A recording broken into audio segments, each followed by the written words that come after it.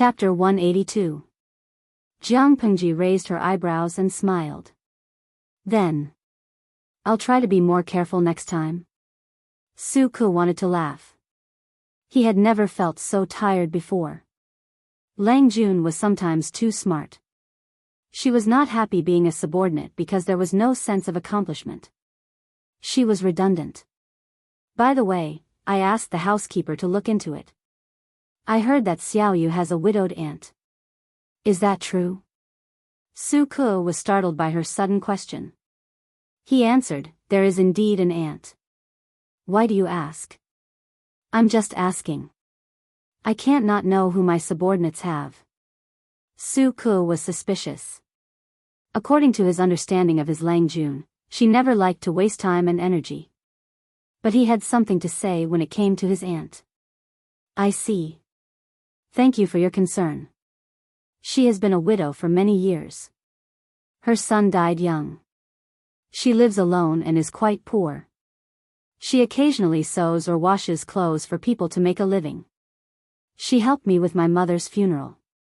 When I was in prison, she was the only one who secretly sent me dry food and cakes. Originally, I wanted to wait for things to settle down before returning to my hometown to bring her here to spend the rest of her life. Since you mentioned it, I have a presumptuous request. It was the second time Jianghu had heard the word presumptuous request that day. She could just say it directly. Your aunt is good to you. You should be filial to her. There is nothing that can't be said. I will send someone to Zisong County to pick her up. The road will be in the wilderness. I don't trust you to travel alone. Don't worry about it.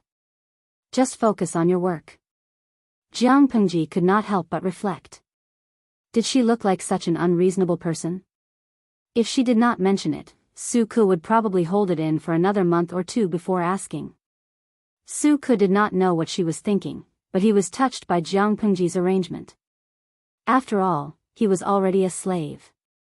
His Lang Jun did not even need to be polite to him. It was reasonable for her to order him around. These days, he did not even feel the slightest sense of inferiority or uneasiness of being a slave. Not only did he not feel that way, but he also forgot about it. It was only when he had to change the dressing for the tattoo on his face that he felt his heart bleed.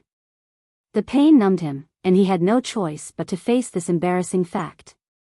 His encounter with his Lang Jun was not a pleasant one, but he had to admit that he was impressed by him after spending so much time with him. A gentleman would die for his bosom friend. Perhaps, the young man in front of him, who was not even as tall as him, was the wise master he had been waiting for all his life. The next time you return to the manor, go and get a few months' salary in advance. Since we brought the old lady here to enjoy her life, we can't let her work hard for a living. You're a young man, so you should treat it as a form of training for yourself. However, the elderly still need to take good care of themselves.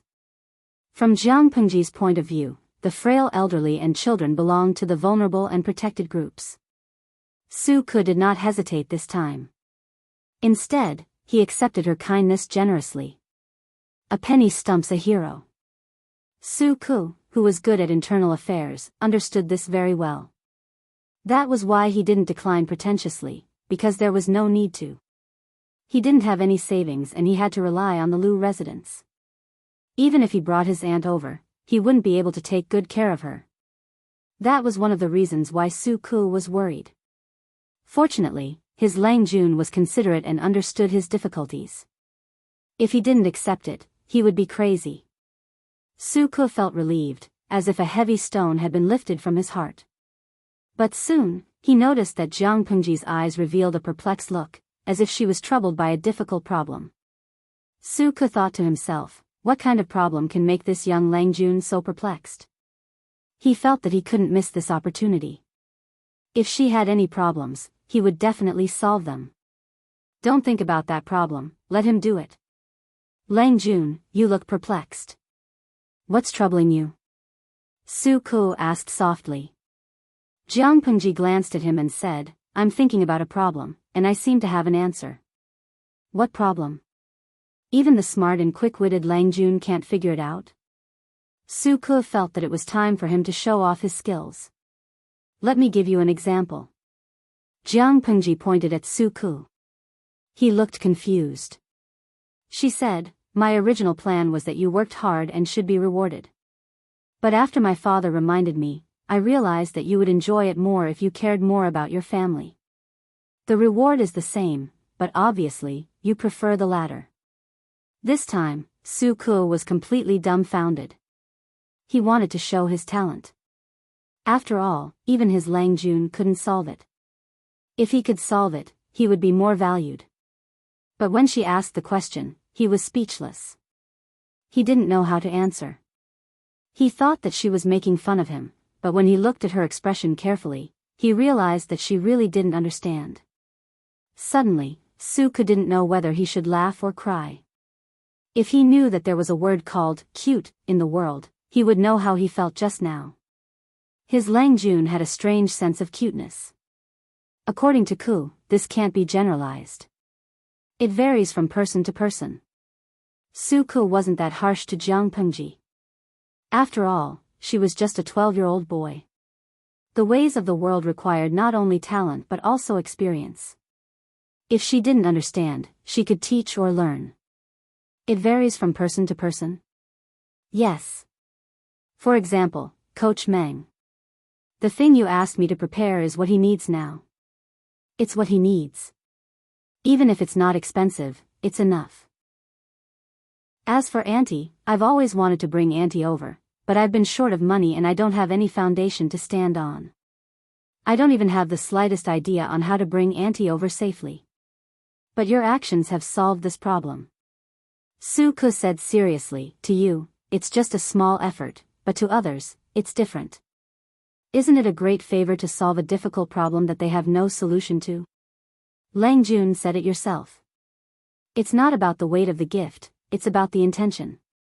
The two are the same. However, a boss bribing and pacifying his subordinates, closing the distance between them, and deepening their relationship. This was originally a beautiful and hazy thing. But his Lang Jun's style was different. She asked him directly, and he was the person involved. To be honest, it was a little awkward. Su Ku felt like he had nothing left to live for. Jiang Pengji was not stupid. She understood immediately that she had fallen into the wrong path. She focused on the culture of this era and the so-called bloodline, but she ignored the simplest core. I understand. I was in a dead end. Jiang Pengji nodded seriously. Chapter 183. Jiang Pengji felt as if she had cleared the fog and walked out of a dead end. Many things became clear to her. Of course, there was a huge difference between the two eras, but people's hearts were always the same. She had been stuck in a dead end. While she was thinking, Su Ku suddenly smiled and dared to tease her. It's rare that there are things that you don't know. Jiang Pengji didn't feel offended at all. After all, no one was perfect. She had many flaws, so there was nothing to deny. No one is omniscient and omnipotent. I don't understand these things, and I might even be wrong about them. Isn't that normal? Jiang Pengji looked at Su Ku with clear eyes and said, let me give you another example. Don't you always study hard just to learn what you don't know? Su Ku almost choked on his own saliva. How could that be the same? If it weren't for his Lang Jun's strong and dazzling performance, as if she was an omniscient and omnipotent person, he wouldn't have teased her like that. However, Jiang Pengji clearly recognized her shortcomings and didn't mind being teased by others. She was rare, and that was her biggest advantage. Didn't you see how the most famous prime minister, the teacher of the previous dynasty, was killed by the Gaozong? The prime minister of the previous dynasty just fulfilled his duty and was cruelly killed by the Gaozong's only son. The higher one's position was, the more they couldn't tolerate others looking at their shortcomings. Some people thought it was honest advice, while others thought it was unpleasant to the ear. But no matter which one it was, it varied from person to person. If the lord they served was broad-minded and could accept good advice, of course, they would listen to their subordinates' advice and correct their mistakes. However, if the lord they served was narrow-minded and couldn't bear to hear even half a bad word, even if they didn't flare up on the spot, they would still be harshly remembered by others behind their backs, causing people to feel uneasy.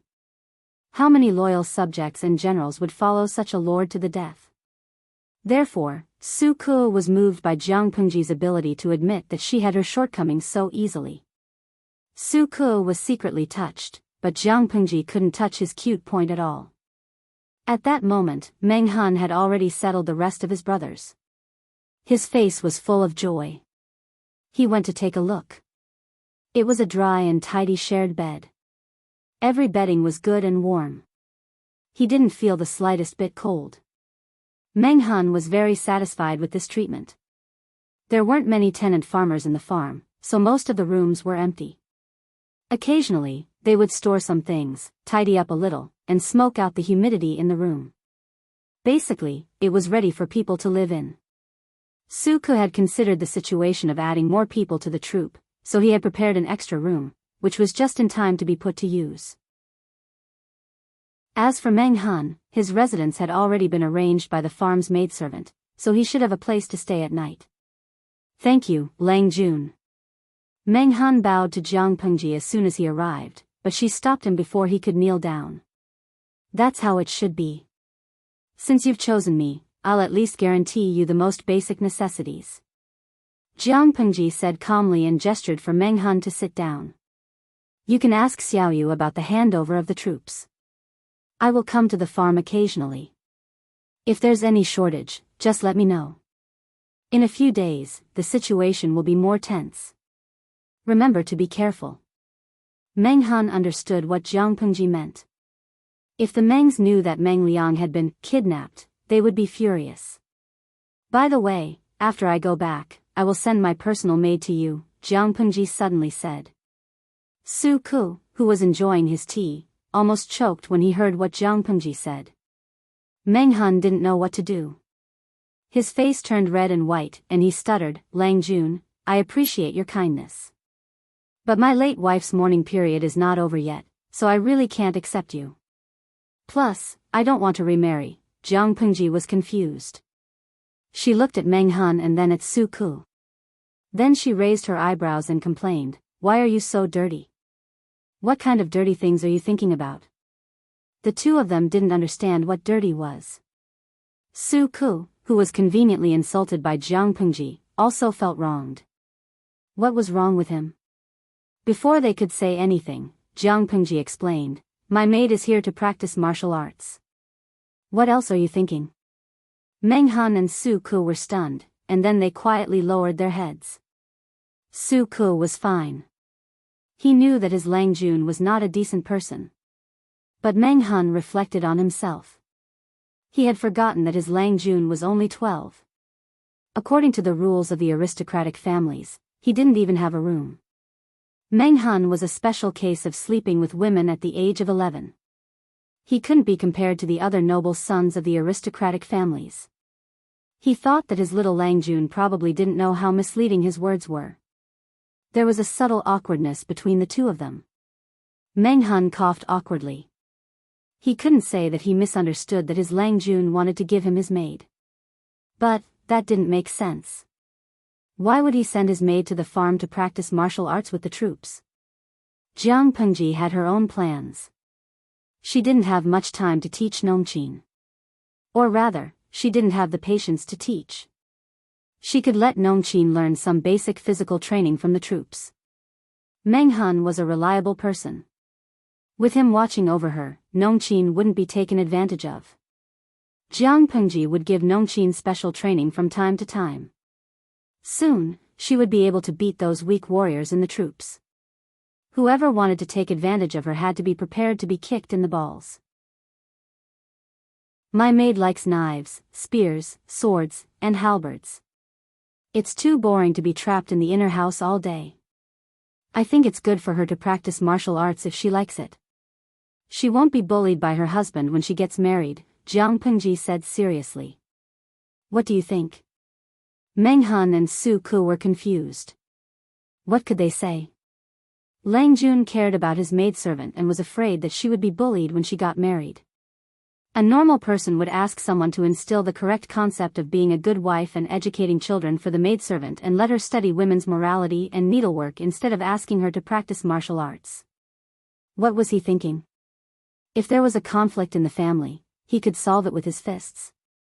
Su Ke looked like he had opened a door to a new world. Meng Han said, Lang Juan's idea is great. He was also a man with a daughter who was brutally murdered. If she could grow up safely, it would be time for him to get married in a few years. As a father, of course, he couldn't bear to see his daughter being bullied. So, even though Lang Juan's idea was a bit strange, he still supported it. Su Ke looked at Meng Han in shock. He felt like he had been rejected by the two. But Su Ke twisted his body uneasily and said, this is not a good idea. After all, the troops are all men. What should we do if the reputation of Lang Juan's maid is ruined? Jiang Pengji didn't say anything. Meng Han said with a stern face, in the previous dynasty, there were also female generals. Why can't women practice martial arts? Su Ke was speechless. Chapter 184. Although that was what Meng Han said, he still felt uneasy. He felt that something bad would happen. According to his understanding, the personal maids of the noble sons of the aristocratic families would either get married when they were of age, or they would directly become servants in the house. It was extremely rare to see someone like Jiang Pengji, who directly threw her out to practice martial arts. Perhaps it was the only one. Lang Jun was still young and didn't know much about romance, so he didn't mind letting the maid learn martial arts. What if she grew up and regretted it? Meng Han hesitated to express his concern, but he found out that Lang Jun was not ignorant at all. Not only did he understand, but he was also shrewd. His thoughts were different from other men, and he was more broad-minded. Don't worry. I plan to let the maid learn martial arts. You don't have to be so nervous. Jiang Pengji shook her head and began to put on a bluffing air. It was difficult for the people of this era to understand her thoughts and persistence, so she planned to use a way that the people of this era could understand to explain her thoughts. Moreover, her fallacious reasoning could convince people. She said, I often read the books of the predecessors and read the history books. I found a very interesting phenomenon. Su Ke was interested when she mentioned the history books. He asked, Lang Jun, what did you find? Jiang Pengji said, most women were vassals or even goods that could be bought and sold. This phenomenon was especially serious before the chaos of the 16 kingdoms. The emperor of a country had as many as 33,000 concubines and maids. Although it was an exaggeration, it showed how extravagant the emperor was at that time. On the other hand, men could not marry. In some places, brothers, uncles and nephews even shared wives. It became a custom. Su Ke nodded. The books he read were all from the study of the Lus, so he had naturally read the content. Later, the last emperor favored the villains. He was extravagant and drained the national treasury. The 16 vassal kings occupied land and proclaimed themselves emperors. That was the beginning of the chaos of the 16 kingdoms for hundreds of years. At that time, women were robbed. During the famine, they even ate them. Su Ke had also read about this history. At that time, he felt that the era of the 16 kingdoms was too bloody and dark. The central plains were empty, and the population was less than a tenth of what it had been before the 16 kingdoms. It was so ignorant and bloody that it made one's blood boil. The poison caused by the 16 kingdoms did not return to the previous population level until decades after the founding of the Xia kingdom. Most of those famous female generals appear at this time. Jiang Pengji said, is there value only in giving birth to children, contributing to the population, or becoming food for others?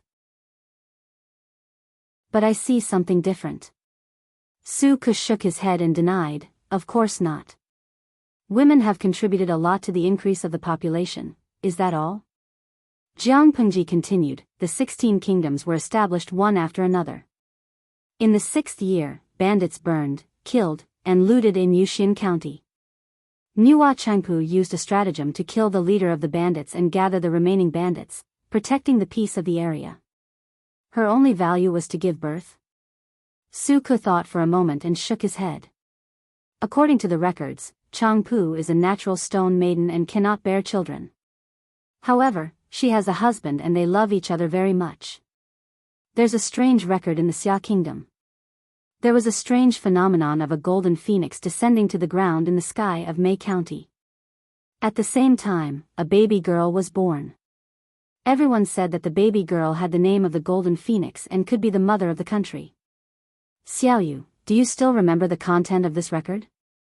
Jiang Pengji asked again. What she said was all true history. Anyone with a bit of knowledge would understand. Lang Jun, you must be talking about one of the meritorious deeds in the founding of the Xia kingdom. She was as famous as Master Meng, and she was later bestowed the title of Marquis Su.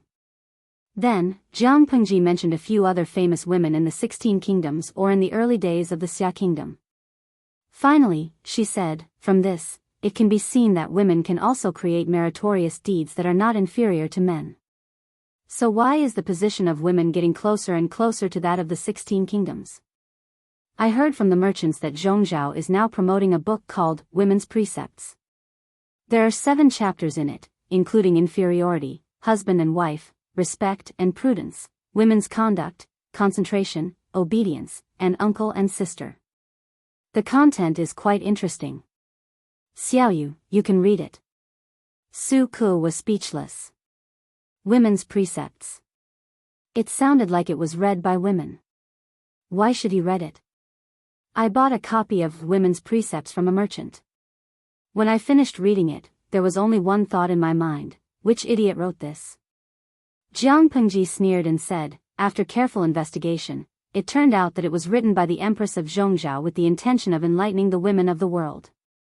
There were even Confucian scholars who wrote that Master Su's behavior was immoral and hoped that the title of Marquis Su would be revoked. When Su Ke heard that, he almost exploded.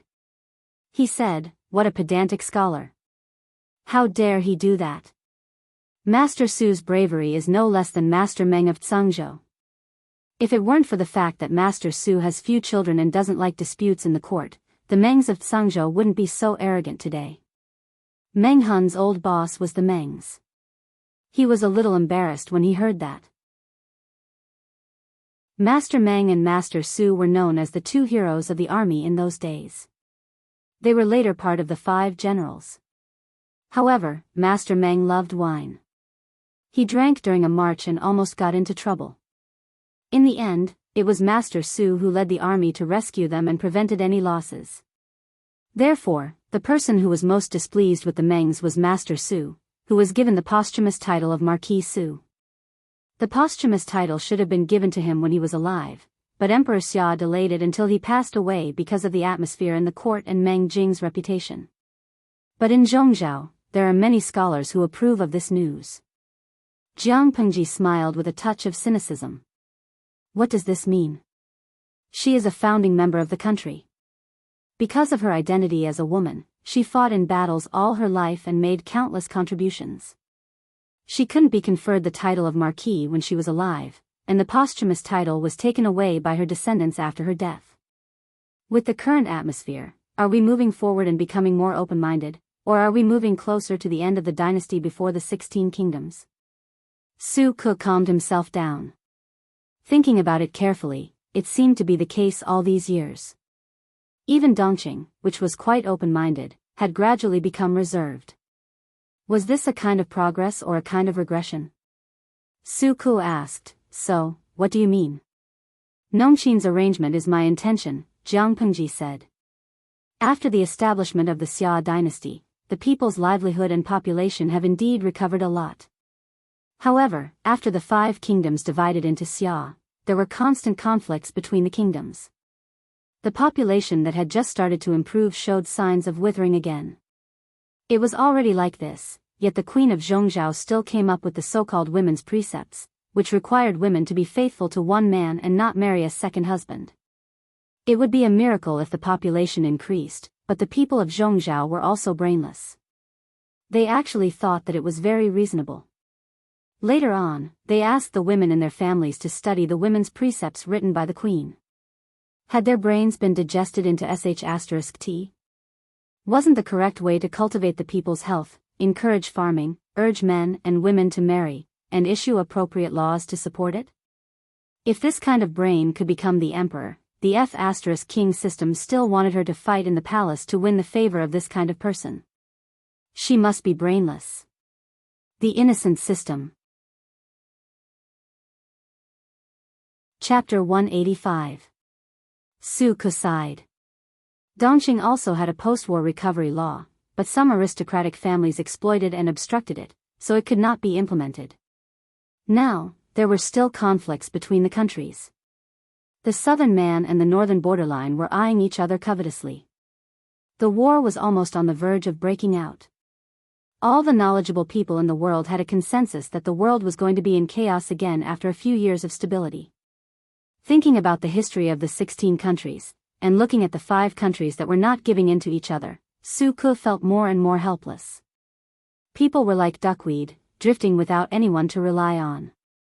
The clear voice of the young man continued to ring in his ears, as if it had a strange charm that calmed people's hearts and souls.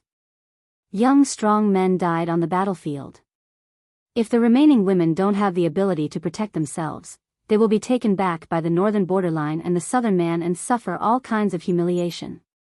If they don't have children continuously, they will be treated as two-legged sheep by the livestock and be killed when they are hungry. Lang Jun, you mean? Although Su Ke was a man, he had longed for those extraordinary women in the previous dynasty for a long time and admired them wholeheartedly. Because of his admiration, it even affected his choice of future wife. His mother also had a great influence on him. She was a strong woman. Even if she lost her husband at a young age, she could still grit her teeth and raise Su Ke. She taught him how to be a man and provided for him to study. She was like the most common weed that would not be easily subdued despite the wind and rain and trampled on by pedestrians. He didn't dare to imagine that if he married a weak and graceful woman, who was docile and beautiful, who also cried in the wind and screamed when she saw snakes, insects, rats, and ants. Then, when something happened to him, who would his wife and children rely on? Who else could they rely on? It was precisely because of this that Su Ke agreed with what Jiang Pengji said, even if it was a little off the mark. Su Ke vaguely understood and felt that this person really had the look of a wise ruler. However, he soon found out that it was all a lie. Women can also make such achievements. Why do they have to be tied up like canaries? Their wings can't fly and they can only be used as decorations? Other than being admired, being a part of your wealth, giving birth to children, supporting your husband and children, there's no other value? Meng Han did not interrupt, but he also shook his head in denial. Everyone had a daughter. If they gave birth to a daughter and raised her painstakingly, only to have her become a servant to another man, who could bear it? Meng Han said, as a father, I naturally don't like my own flesh and blood being treated so lowly. Su Ke was still a fledgling, but when he imagined his future, he found it hard to accept. A husband and a father were two completely different identities. Naturally, their perspectives were different. I don't think that's the point. The point is, it's such a waste of manpower and resources. Not only did they cripple him, but they also wasted his excellent combat strength. Women had the same battle prowess as men, so why did men have to go to war while women stayed at home? Why don't we go together? Su Ke and Meng Han were speechless. They were dumbfounded. This was different from the usual way of stirring up love. So, from the beginning to the end, she had said so much, laid so much groundwork, just to say that women should stay at home and not go to the battlefield to waste their strength? This was the real deal, using women as men, right? Meng Han coughed and tried to say something to ease the awkward atmosphere. Lang Jun is still young. There are many things you don't understand. He smiled. Su Ke immediately understood and turned her head away, unable to bear to look at him. Tell me, what do I not understand? Jiang Pengji felt that if they did not follow her script, she would be very embarrassed. Women, the reason why there are more women in the inner courtyard is that they, are born different from men. Meng Han said vaguely. How could he explain to his little Lang Jun that women's physiology was different from men's? After their bodies matured, they would need kuei water every month, and their bodies would become delicate. Pregnancy would take more than 9 months, and they would not be able to work normally. Even giving birth would be like walking through the gates of hell. Lang Jun was still young and inexperienced. Even if he explained it to him, he might not understand. That was a bit embarrassing. Meng Hun glanced at Su Ku. You are a scholar after all, so you should say something. Unfortunately, Su Ku was already looking at the sky and the earth, and he refused to look at his pleading eyes. Jiang Pengji was speechless. The two men thought that Jiang Pengji did not understand, but in fact, she already knew what they were trying to express through their mysterious eye contact.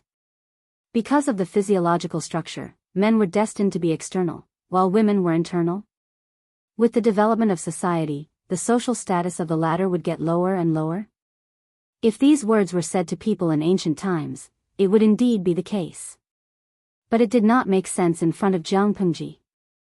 There is nothing in this world that is impossible. Jiang Pengji curled her lips mysteriously and said that out of the blue. Su Ku and Meng Hun stopped eye contact and looked at her. They did not know what she meant. Jiang Pengji obviously did not want to explain. We are going off topic.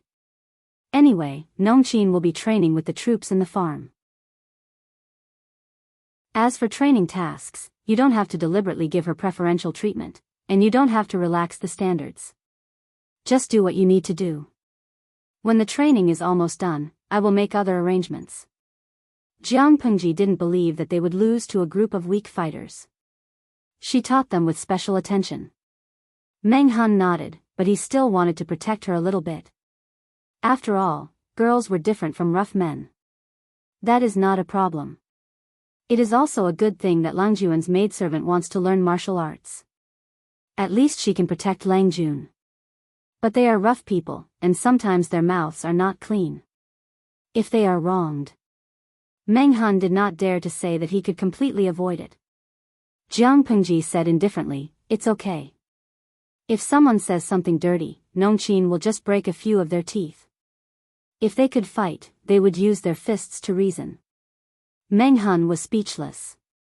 If his subordinates had such violent thoughts, Meng Hun would definitely say something.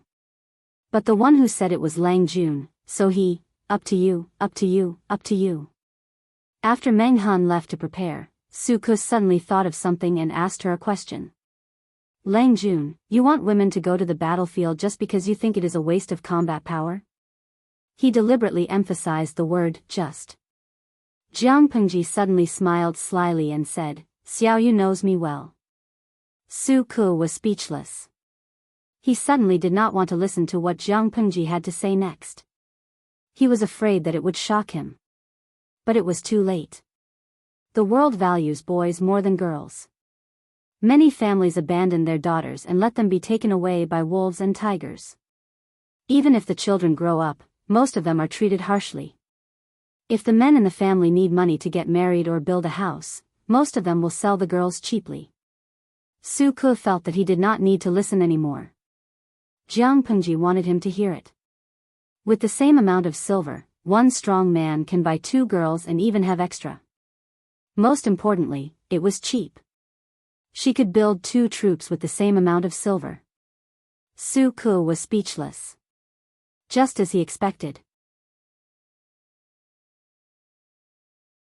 Chapter 186.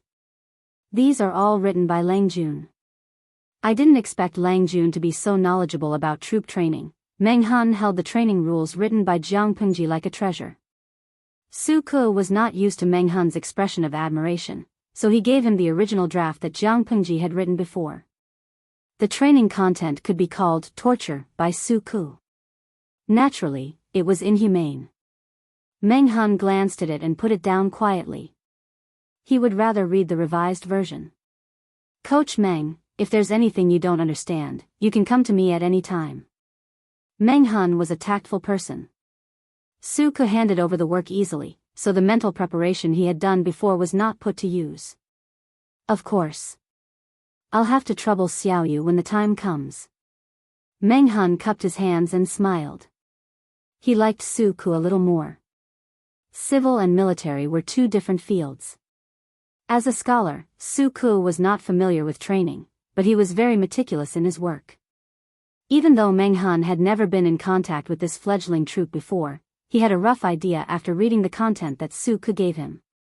They were in the same camp, but they were not familiar with each other, so they did not talk about anything other than work. Su Ku was young, but he was talented and had a high level of comprehension. He learned a lot from Meng Hun's conversation. He was good at internal affairs, so he specialized in that area. He was very interested in the wartime food transportation that Meng Hun mentioned. As the saying goes, before the troops move, the food and fodder move first. A good logistics transportation line could decide the outcome of a war. His Lengjuan's ambition was not limited to that. As the first member of Jiang Pengji's team, Su Ku could not lock his position as an accountant in the lose. In other words, Su Ku had his own ambitions. They weren't small. At least, he wasn't just an accountant. Meng Hun did not hide anything since Su Ku was asking about it. He told him everything he knew and even the names of several books. As for how to find those books, it was not Meng Hun's concern. Of course, Meng Hun did not read as many books as Su Ku. He had the advantage of age and his own experience, which was valuable. Unknowingly, the two of them chatted until night fell. After a hasty dinner, they went back to work. Jiang Pengji went back to the loos and took out her night clothes. Then she put the two books in a secret place in the woodshed. That's good, she smiled. Everything was under control, which made her mood improve a lot. Her figure quickly disappeared into the night. That night, the gambling house was still very noisy. The gamblers did not care about the loss. They only cared about their own money and the money in other people's pockets. The boss of the gambling house was so angry that he almost vomited blood after Jiang Pengji cheated him of more than 4,000 taels of silver. Later on, he received news that the beautiful woman in the woodshed had been kidnapped by an unknown person. The hired thugs who were on duty at the gambling house had been seriously injured. When the old man heard this, he almost couldn't breathe. However, he had a tough life and was still alive. Even though he had suffered 2 critical hits, the boss would not close down because of this. This business, of course, had to continue. This casino was his property in Hejin County. If it was closed, how much silver would he lose in a day? The boss's face was ashen as he swallowed the blood and broken teeth. He hired a doctor to treat the injured thugs and bought some medicine.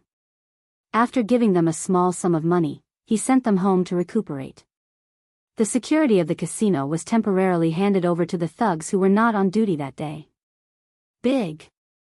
Big. Big. Big. Small. Small. Small. Small. This time, it must be small. Voices rose and fell one after another, filling the lobby on the first floor of the gambling house. The banker was smiling on the surface, but he was nervous on the inside. He opened the dice cup. 3 sixes. It was still a leopard. The dealer was a killer. At that moment, many gamblers who had lost their minds started to complain that there was a shady deal going on in the gambling house. Why is it a leopard again? This is the 3rd leopard tonight, right? I have lost 20 taels since I came in. The last one was 3. 1, and now it's 3. 6, who would believe that there is no shady deal? That's right. The money I earned from selling 2 acres of land has been taken away. Faced with the ruckus of the gamblers, the banker sneered coldly in his heart. A bunch of fools. The gambling house was a place where gamblers were emptying their pockets. How could there be no shady deal going on? How could the dealer have won so many times without any shady deal? Weren't they stupid? The dealer saw that the gamblers were getting out of control. Some thugs came forward with sticks and threatened them. The hot-headed gamblers became as obedient as a quail. How could an ordinary person beat a thug with a thick stick with his bare hands? The dealer said calmly, "If you are unlucky, go pray to the god of fortune. If you lose, it's your bad luck. Don't blame the gambling house. What kind of place do you think the gambling house is? If you win, you lose. If you don't win, you have to be arrogant, right? In fact, the dealer was also in a dilemma. He had lost too much money, and no one was making money. Even the stupidest gamblers would be vigilant. But what could he do? The gambling house had been cheated of so much money. The boss naturally continued to exploit the gamblers. In the past, he only occasionally pulled wool. Now, he planned to shave all the wool off the fat sheep. If you want to gamble, go. If not, get lost. The dealer waved his hand in annoyance. The gamblers looked at each other. In the end, no one left. They continued to hold on to the idea that they could make a comeback in the next round and earn back the money they had lost. They continued to indulge in this cruel trap. The dealer saw that they had surrounded the gambling table again. He snorted coldly in his heart. Despicable. The gambling house was still noisy and lively. The roars were mixed with the ecstasy of making money. It continued until dawn. Early in the morning, the leaves of grass were covered with mist. The city gates had not opened. Many people had gathered outside the city. Many of them had brought the vegetables they had harvested from their fields. With a creak, the city gates opened. The people began to line up and enter the city one by one. Thump thump thump. The crisp sound of horse hooves came from afar. The people at the end of the line were carefully counting the eggs in their baskets. These were laid by their big hen. They had saved up for a few days to gather these few catties. They were waiting to sell them at a good price at the market to subsidize their family. Get out of the way. The people had already moved aside when they heard the horse hooves. However, they did not expect the other party to be so arrogant. They did not stop at all. Ah! Help! My eggs, who stepped on me? It hurts, ouch. Chapter 187. Those who were lucky enough to escape fell to the ground, while the unlucky ones were trampled by the hooves of the horses. Immediately, a middle-aged woman was trampled on the left side of her chest. After the sound of bones breaking, her chest caved in. Blood flowed from her mouth, and she died. The guards at the gate noticed the commotion and stepped forward to stop it. The 20 or 30 strong men on horseback took out a token from their waists. Who dares to stop the Mengs? Let them in. Hey, they were so stubborn. The guards had seen arrogant people, but they had never seen anyone who dared to kill people on horseback and still dared to announce their family name. Even if they were from the aristocratic families, they still cared about their face. How could they be so arrogant and rude? Stop them. Stop them all. The head of the guards was unhappy. This kind of thing had happened so early in the morning, and several lives had been lost. If he let the murderer go just like that, he would be charged with a crime, and he would not be able to keep his position. I have never heard of anyone with the surname Meng in Hejin County. Arrest them. However, before the guards got close, the one who had trampled people to death on horseback blinded the guard with a whip. I am from the Mengs in Meng County, Zhangzhou. How dare you? The Mengs? The Mengs, one of the 4 noble families in Dongqing and the real emperor of Zhangzhou? The leader of the guard's expression changed several times. Finally, he forced a smile. Oh, I understand. May I know the reason why you have come? Breaking into the gate and trampling people to death? Did they really think that Hejin County was the same as Meng County in Zhangzhou? Cut the crap and let us into the city. Otherwise, we will kill you. The whip in his hand cracked in the air, forcing the leader of the guards to take a step back. Just like that, the group of people casually rode their horses away. Above the gate, the soldiers had already drawn their bows and arrows, waiting for the order to shoot. The leader of the guards was livid. He raised his hand to stop them. If they were really from the Mengs, they would be in trouble if they hurt them. If they were not from the Mengs, they wouldn't dare to be so arrogant in Hejin County. However, they still had to send someone to follow them. Who knew what they were up to? Facing the people lying in pools of blood and hearing the moaning and groaning in his ears, the leader clenched his fists and punched the city wall in anger. Report this matter to the prefectural governor, then send the injured to the medical center. Record everyone's loss and those who died tragically. Send these to the prefectural governor and let him decide. The Meng family of Zhangzhou, they've gone too far. Early in the morning, there were already wails and cries outside the city gate. Back to the other side. After the group entered the city, they immediately galloped on the streets.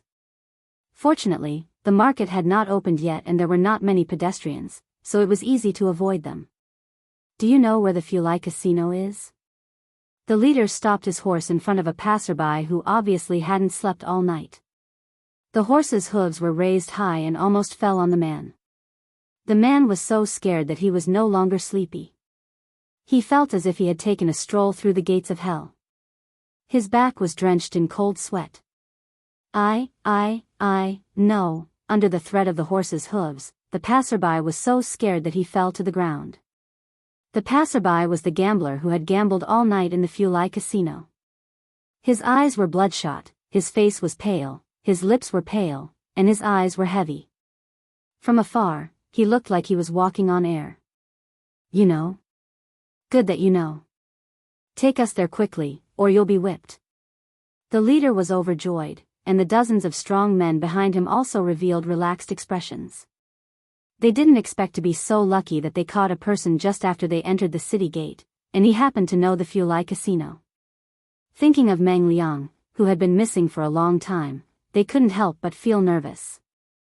They didn't want to escort him to Shangjing to hide. After all, Meng Liang's bad temper was well known. He was also a little lecher. Anyone who was targeted by him, no matter male or female, no matter how good-looking they were, could escape from his claws. The lucky ones survived, and the unlucky ones were beaten to death directly. Thinking that the family head, Meng Zhan, wanted him to be the heir of the family, many elders in the family felt a little disappointed. The Mengs was so glorious. If it was handed over to a playboy like Meng Liang, wouldn't it be over?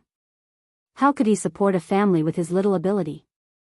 In contrast, the eldest Lang Jun, who had no sense of existence, was more popular. Unfortunately, he was far away in Shangjing to study, and he wouldn't come back even once a year. He had almost no contact with the Meng subordinates, and he didn't even write a letter to his family. Thinking of this, people could understand. Meng Liang had a son who didn't even have a son. How could he be more likable than Meng Liang, who was sweet and filial? However, it was strange that they were both sons of the same mother. The second Lang Jun, Meng Liang, was useless, while the eldest Lang Jun, Meng Heng, was educated and polite. It was said that he was quite famous in Shangjing. He was going to be evaluated this year, and it was estimated that he would get a good result. Putting away the unnecessary thoughts, the leader threatened the gambler to lead the way. The gambler had no choice but to lead the way in fear. The knife on the man's waist was real, and the whip in his hand was still dripping with blood. He didn't want to die. Is this the place? After several turns, the group stopped in front of a gambling house. Standing outside, they could hear the clamor inside the house. Yes. There is only one gambling house here called Fu Lai. Well, sir, can I go now? If he led the way for others, he could get some tips if he was lucky. But he was leading the way for this man, and it was good enough that he didn't lose his life. The gambler bowed. After getting permission from the leader, he quickly turned around and ran away as if he was being chased by evil spirits. Bah, coward. Behind him, a few of the attendants on horseback laughed, mocking the gambler's horrified expression and actions just now. Shut up. It's more important to find Lang Jun. The leader scolded in a low voice, got off the horse, opened the curtain, and entered the gambling house with his knife. There were about 20 or 30 people in the gambling house, all with knives. They were tall and burly, and had a strong aura. They seemed to be evil. As soon as they entered the hall of the gambling house, the whole space became narrower than before. The sharp-eyed waiter of the gambling house saw them, and his heart skipped a beat. Judging from their clothes and aura, they didn't look like they were here for fun. Could it be that they were in trouble? Thinking of this, the waiter had cold sweat on his back. He forced a smile and went forward to welcome the guests. Don't talk nonsense. Let me ask you, did you catch a young boy 2 days ago? The waiter's expression froze, and his forehead began to sweat. Chapter 188. Humph, don't play tricks with me. Speak. Did you catch a very good-looking young boy here? The leader was experienced and knowledgeable. How could the waiter's thoughts escape his eyes? He immediately brandished his whip to demonstrate his power. With a loud crack, the sturdy gambling table broke into pieces. The gambler who could not dodge in time was whipped. In the next second, a frightening line of blood seeped through his clothes, scaring everyone away. There was only a broken gambling table left on the ground, and a gambler who was holding his waist, blood oozing out from between his fingers. If you don't tell the truth, I'll let you all have a taste of being whipped later. Let me ask you one more time. Did your gambling house capture a very good-looking young man a few days ago? Speak, did you catch him? The whip in the man's hand was extremely thick, about the thickness of 2 fingers of an adult. There were many fine and dense barbs on the long black whip. The tail of the whip was strung with more than 20 thin blades. With this kind of whip, it did not require much strength to whip someone until they bled profusely. If one used more strength, they might not even be able to withstand a single whip and directly die. The waiter was relatively close to the leader, so he could clearly see the blood dripping from the barbs on the whip. He was immediately scared out of his wits. This little one. The waiter originally wanted to be stubborn, but when his eyes met with the leader's, a kind of illusion of death assaulted him, as if his neck was being strangled by an invisible force, causing him to be unable to say the rest of the words. The other gamblers did not know what had happened, but they knew that the gambling house was probably in big trouble. They wanted to sneak away, but the leader's entourage blocked the door, looking as if they would not let him go until they got an answer. The waiter was unwilling to speak, but the other gamblers felt pity for their lives, so they naturally opened their mouths. 2 days ago, we did catch such a young boy. I heard that the boy is extremely beautiful as a fairy. His skin is exquisite, and his taste is also. The gambler was the first to speak, but before he could finish his words, he was already covered by the person beside him. The entire lobby was silent. Everyone could feel an invisible chilling atmosphere enveloping the entire place. Those gamblers were all ordinary people, and their bodies were even weaker than ordinary people. When had they ever faced such a murderous aura? He was so scared that his legs started to tremble. His knees went soft and he knelt on the ground with a plop. He didn't feel any pain in his knees at all. What they didn't know was that the leader and his followers were also extremely shocked at this moment. They were so shocked that they forgot how to react. They were all adult men who had experienced sex and played with women before. Perhaps some of them had even played with men before.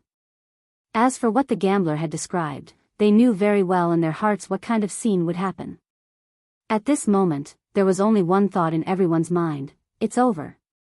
It was indeed over. Who was Meng Liang? The Zongzi that Meng Zhan favored, the future leader of the Meng family, was now in a gambling house. It was so embarrassing. The leader's expression was incomparably gloomy, even turning ashen. He didn't dare to think about the storm they would have to face after rescuing Meng Liang. The waiter also wanted to cry but had no tears. He had already realized that the kid he had caught earlier really had a powerful background. Now that they had come to ask for Meng Liang, it was obvious that he was a tough guy. How could a small gambling house resist them? The waiter said shakily, He really isn't here. He was released a long time ago. How could the leader believe that? He would rather believe that these people had evil thoughts about Meng Liang and locked him up in a small dark room. He waved his hand, and the 20 to 30 followers he had brought with him guarded all the entrances and exits of the gambling house, not allowing anyone to escape. Search. The order was given, and the demolition. No, the search began. The leader was like a stone pillar, standing where he was. He crossed his arms in front of his chest, and his resolute face was solemn. The waiter wanted to cry but had no tears. The other thugs received the news and wanted to come up with wooden sticks. One of the followers pulled out a knife from his waist. Blood splashed, staining the gambling table and the scattered silver and gambling equipment. Everyone watched as the thug's arm was chopped off, and then the knife pierced through his chest. He fell to the ground with his eyes wide open in horror. Someone was dead. Blood quickly spread and filled the entire hall. The timid gamblers covered their mouths and vomited. The brave ones also turned pale, like a white wall covered with a layer of lime. Although the thugs in the gambling house were used to doing heartless things, they still knew fear. They only dared to seriously injure people, but they didn't dare to kill them. However, none of them expected that there was no lack of people like this in this world. The knives on their waists were all genuine and could take a person's life. The wait was especially long. One by one, the followers came up with a pale face, but none of them could find Meng Liang. Sir, sir. Our restaurant was indeed blind and caught that young man, but, that very night, that young man had already been rescued. The waiter was trembling with fear, and his two skinny legs couldn't stop trembling. He didn't dare to tell the truth. If he told the truth and said that the young man disappeared on the second night after being caught, it would undoubtedly confirm the truth that the big mouth of the gambler had revealed. Could any aristocratic family endure such humiliation? If that happened, they would really be finished. Therefore, there were some things that they couldn't admit even if they were beaten to death. After a while, the followers came back one after another. The news was very disappointing. The last one was holding 2 scrolls in his hands. The scrolls were stained with dust. These 2 scrolls were found in a woodshed. Found this. Boss, please take a look. He had interrogated 2 of the thugs and confirmed that the woodshed was where the gambling house kept the goods. Because he didn't dare to make a decision, he didn't open the scrolls to see the contents. The leader reached out his hand and roughly tore the neatly tied strips of cloth on the bamboo scrolls. He shook it open with one hand. He read 10 lines at a time. After he finished reading, the leader's face suddenly became darker and darker, as if ink was about to drip out. Everyone was trembling, afraid that it would say that Meng Liang was already dead. Of course, there was no such content, but it wasn't optimistic either. These people. Kill them all. The leader's eyes flashed, and his murderous aura was obvious. After receiving the order, the other followers didn't hesitate.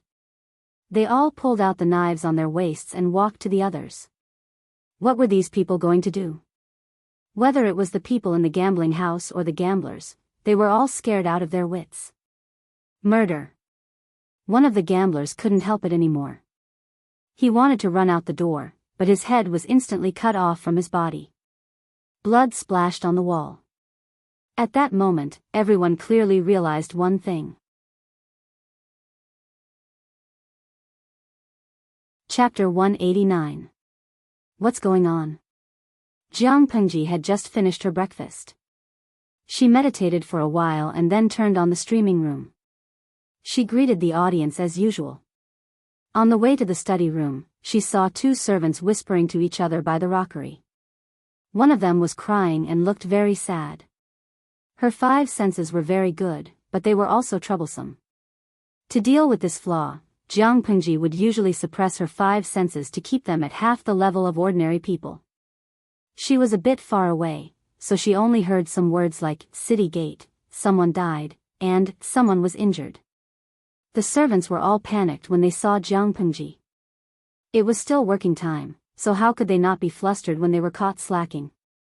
The Lu's had its own rules and regulations. After County Chief Lu came back, he became more strict and did not allow anyone to slack off. Don't be so flustered. Tell me, what happened at the city gate? Jianghu faced the middle-aged woman who had been crying secretly. I'm not an unreasonable person. I won't blame you if you have a reason for chatting. The middle-aged woman grabbed her sleeves nervously and said sadly, "This morning, my mother and father entered the city together. We didn't expect a group of strong men who claimed to be from the Mengs of Zhangzhou to break in. They rode their horses and injured people. My father tried to protect my mother and one of his legs was trampled by a horse." Jiang Pengji's face turned serious, and the audience in the streaming room expressed their shock. Mingyue Tianya, oh my god, did I hear it wrong? Armstrong, why do I feel that all the people and things that the streamer has been in contact with recently are related to the Mengs? Ye Qingzhou, the Mengs are too arrogant. They even dared to break into the city gate. Do they want to die? Since your father was injured, I guess you must be anxious now and have no mood to work. Go to the cashier and get an extra month's salary to buy some nourishing tonics for your father. He is old and will not recover as quickly as young people. The servant heard that and suddenly burst into tears.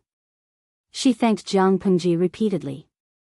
After she left, Jiang Pengji looked at another servant who came to deliver a message. Her eyes turned cold. Come here and tell me what happened at the city gate this morning. Be as specific as possible. Jiang Pengji had expected Meng Liang's entourage to come, but she didn't expect them to come so quickly and so arrogantly. They even let their horses hurt people, and it seemed like they even killed them. It was a servant woman who came to deliver the news. She was a servant of the Lu residence, but she didn't live in the Lu residence. She usually worked in a secluded area in the outer yard and was very idle. After she was done with her own work, she still had time to gossip about the rumors in the marketplace. She could be considered the gossip center of the entire Lu residence. Although she wasn't present, as a gossip girl, her storytelling skills were quite good. She narrated it vividly. Are you sure someone died? Jiang Pengji asked. Her eyes flashed with a hint of murderous intent. Her impression of the Mengs dropped by half. The servant woman gestured with her hands and said, "That's right. There were more than a few who were trampled to death by the horses' hooves. There was also a beautiful girl who was of marriageable age and followed her mother into the city to buy some red hair ropes. Who would have thought that this would happen? Everyone says that the man surnamed Meng is the local tyrant of Zhangzhou. He can't even control the current officials. Now that I see it, it's true." Jiang Pengji glared at her coldly and said, "How dare you say something like that? Don't take your life." The maidservant came back to her senses and immediately broke out in a cold sweat. She quickly bent down and begged for mercy. "It's good that you have a long memory. Trouble comes from the mouth. It doesn't matter if you die or not, but don't drag the entire Lu residence into it." Jiang Pengji waved her hand and gestured for her to leave. "Since there's a reason for this, I won't make trouble for you this time. Don't leave your post without permission in the future." The bullet screen in the live stream room flashed past her eyes one after another. Some of them were like, "Ha ha ha," while others were like, "LOL. Raising a chestnut, the host's behavior is typical. Only the officials are allowed to set fires, but the common people are not allowed to light lamps. I remember that she named the royal family of Dongqing by name. When the servant said so, she scolded her with a straight face, hoping that the maidservant would be traumatized. Raising a chestnut, if not, how can she be a match for the domineering host? Raising two chestnuts, the only host who is domineering and capricious but still not pleasing to the eye. Tang roasted chestnut, no. Now isn't the point that the Mengs are arrogant? They broke the city gate with horses and killed people? Obviously, there were viewers who were willing to understand the plot of the live stream, but only a few. Most of them were there to watch the host. The Mengs, Jiang Pengji could imagine the bloody chaos at the city gate in the early morning just by simulating it in her mind. In the future, the first ones to be destroyed will be the Mengs. She suddenly opened her eyes, turned around, and left the Lu residence. She got on the carriage and asked the groom to drive her to Fulai gambling house. Before he could even get close, the stench of blood had already entered his nose. Everyone's blood was slightly different. People with a keen sense of smell could even distinguish a lot of information by smell. such as how many people had died and how long they had been dead. That was her level in her previous life. In this life, she had only fused a little, so she was not that good. However, based on her rich experience, the number of people who had died was definitely not less than 50. Jiang Pengji's face turned cold. She said to the groom, "Go a little further and see what happened." The coachman drove the carriage forward a little. A group of people surrounded the entrance of the gambling house. One by one, people dressed in bailiffs' uniforms carried out the corpses covered with white cloth. The blood had yet to coagulate, and it dripped onto the ground. Everyone's faces turned pale when they saw it. They were all killed. Jiang Pengji clenched her fists. At that moment, her expression was unprecedentedly cold. The system, which was one with her, wanted to reduce its sense of existence to zero, for fear that Jiang Pengji would think of it. No, I really can't stand the angry aura of the host. The almost stagnant atmosphere did not last long. Jiang Pengji loosened her fists and opened her eyes, which were clear and bright again. Go and ask them what exactly happened. The coachman got off the carriage and asked. Jiang Pengji lifted the curtain. The bailiffs inside were still moving the corpses. One of them was carrying a large bag of bloody things. Fresh blood stained the coarse cloth and dripped down continuously. The bag contained the broken limbs of other corpses. Jiang Pengji was shocked. Actually, Jiang Pengji did not need the groom to ask. She could piece together a complete picture based on the discussions of the onlookers. A group of strong men in armor, with big knives at their waists and long whips in their hands, entered the gambling house. Not long after, the people inside were all dead. Hey! You mean, the killers and the group at the city gate, are they in cahoots? Someone said mysteriously. He did not dare to raise his voice, for fear of being targeted by the group of killers. They must be in cahoots. Someone saw them break through the city gate and go straight to this gambling house, a life for a life. These executioners should be executed.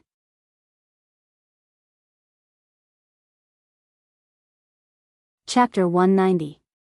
Second Lang Jun, I've asked. The coachman came back and whispered to Jiang Pengji through the curtain to make sure she could hear him.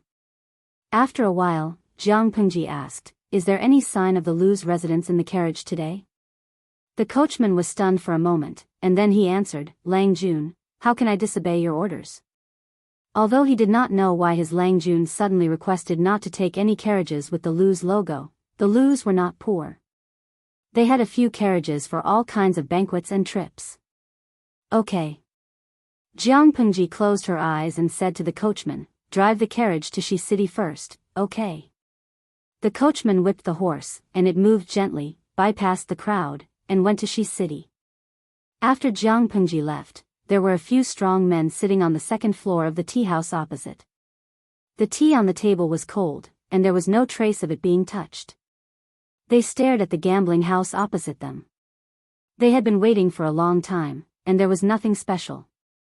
They were the Meng's entourage, and they were there to protect Meng Liang on his way to Shangjing. The person who was being protected like the moon was the leader. The man's eyes were fixed on a carriage that was moving away, and his eyes were filled with doubt. He called the waiter over and pointed at the carriage that was not far away. Do you know which family it belongs to? The waiter stretched his neck awkwardly. He tried to identify it for a long time, but he could not think of any familiar family. It was a very ordinary carriage. The workmanship and materials were common, and even a rich family could afford it. The waiter was confused. Didn't ordinary carriages look like this? There was no family emblem on it, so who could recognize it? Hejian was not a big place, but it was not small either. Those who could afford to take a carriage were as bright as the stars in the sky. He was just a waiter. It was good enough that he could recognize most of the family emblems of the gentry families. It was too difficult for him to recognize the carriage. He laughed awkwardly and said, Sir, you are making things difficult for me. It is just an ordinary carriage. 9 out of 10 carriages in Hejian look like this. I really can't recognize which family it belongs to. At that moment, the group of people had taken off their armors. They did not recognize them for the time being. "Leader, what do we do now?"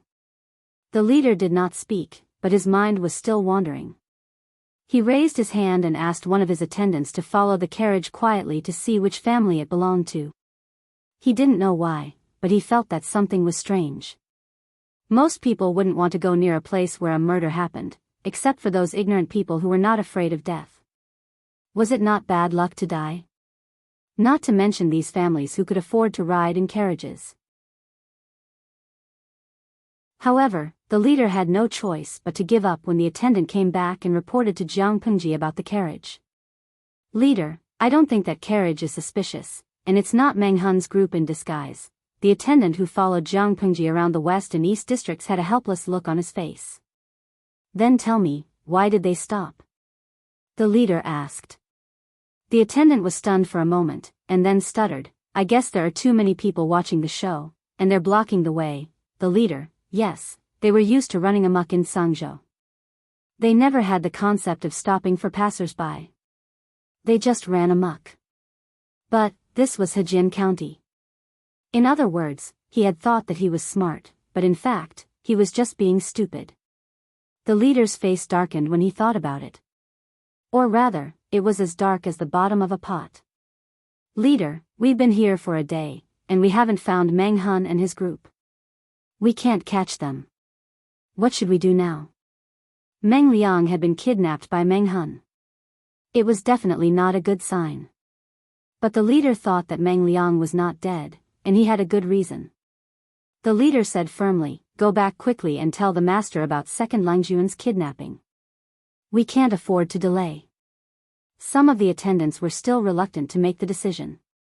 "Leader, if something happens to Second Langjun, won't we be..." The attendant made a gesture of cutting his neck with his hand. He looked very nervous. Who was not afraid of death? The leader shook his head and said, "Second Langjun is definitely not dead. Meng Hun doesn't have the guts." "Otherwise," the attendant asked seriously, "why? Isn't it simple?" The leader opened the 2 bamboo slips and pointed at the one written by Meng Liang. He said with certainty, "Haha, haven't you noticed that Second Langjuan's writing is neat, clear, and steady? It doesn't look like it was written by a panicked person. In other words, Second Langjun must have been sure that he would not die. That's why he wrote this letter. But this Meng Hun is asking for 2,000 don of food. Isn't he afraid of being stuffed to death?" 2,000 don of food was not a small amount. But food was not a big deal. As long as Meng Liang was alive and well, everything would be fine. "Leader, you're so wise." A few attendants flattered him one after another, their mouths uttering flattering and auspicious words of flattery. "So, now is not the time to be hesitant. We have to send these 2 bamboo slips back as soon as possible. As long as we can save Second Langjun, it will be a great achievement. Even if the master blames us, who doesn't know that Second Langjuan's disappearance was because of his naughtiness? Even if there was a punishment, it would not be a heavy one. They would even be rewarded with a lot of money after the incident." Unfortunately, the leader thought that Meng Hun and his men would be impatient and come to check on what had happened in the gambling house. That was why he decided to wait on the second floor of the tea house across the street. But after waiting for half a day, all the bodies in the gambling house had been cleaned up, but there was still no sign of Meng Hun. The leader said, "Pack up and get ready to go back to Jianghu. You guys. Where do you think Hejin County is? That you can come and go as you please? Hee, let's all go." A strange voice came from behind. The leader and his attendants were immediately alerted. They looked at the person who spoke. "Let's go.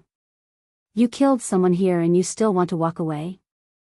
There's no such thing as a free lunch in this world." These people were all guards of the Hejin County Governor's office. Each of them had a knife at their waist, so they were quite capable. The 2 sides were in a stalemate, but a strong dragon could not beat a snake in its own land. The leader of the Mengs snorted coldly. He said arrogantly, "How can you catch me now? How are you going to send me back later?"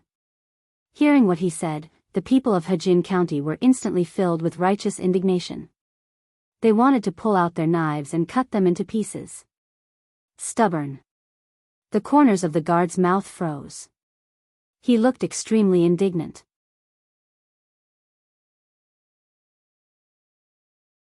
Chapter 191.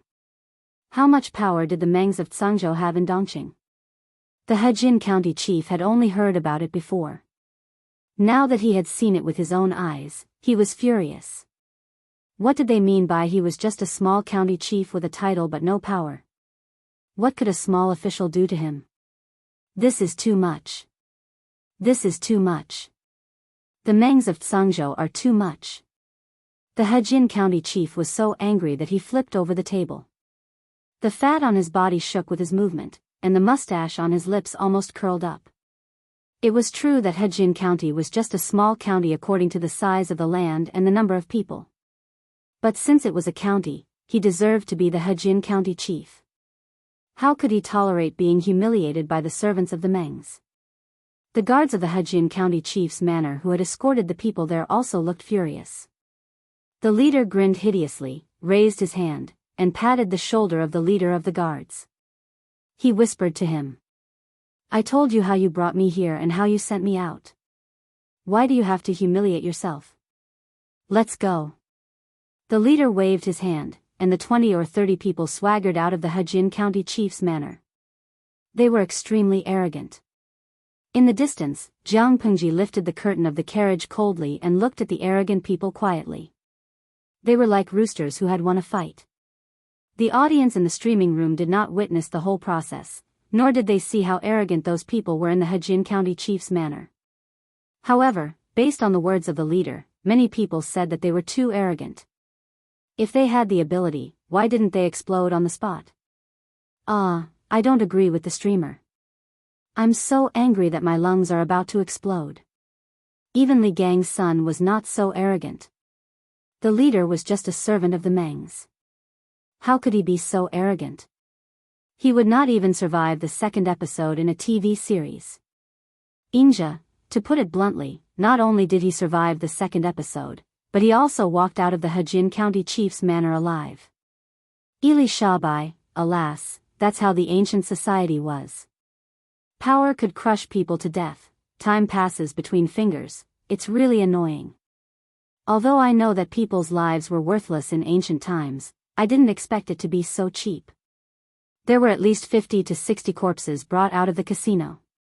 That was 50 to 60 lives. Pianxin Jianghu, oh, I don't agree with the saying that time flies. The correct way to put it should be, the lives of civilians are like weeds, or even less than weeds.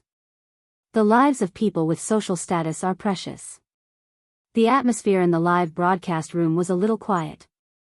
Previously, when they stopped outside the gambling house, many viewers had already left due to the pressure. It was just that the queue for the live stream was always full.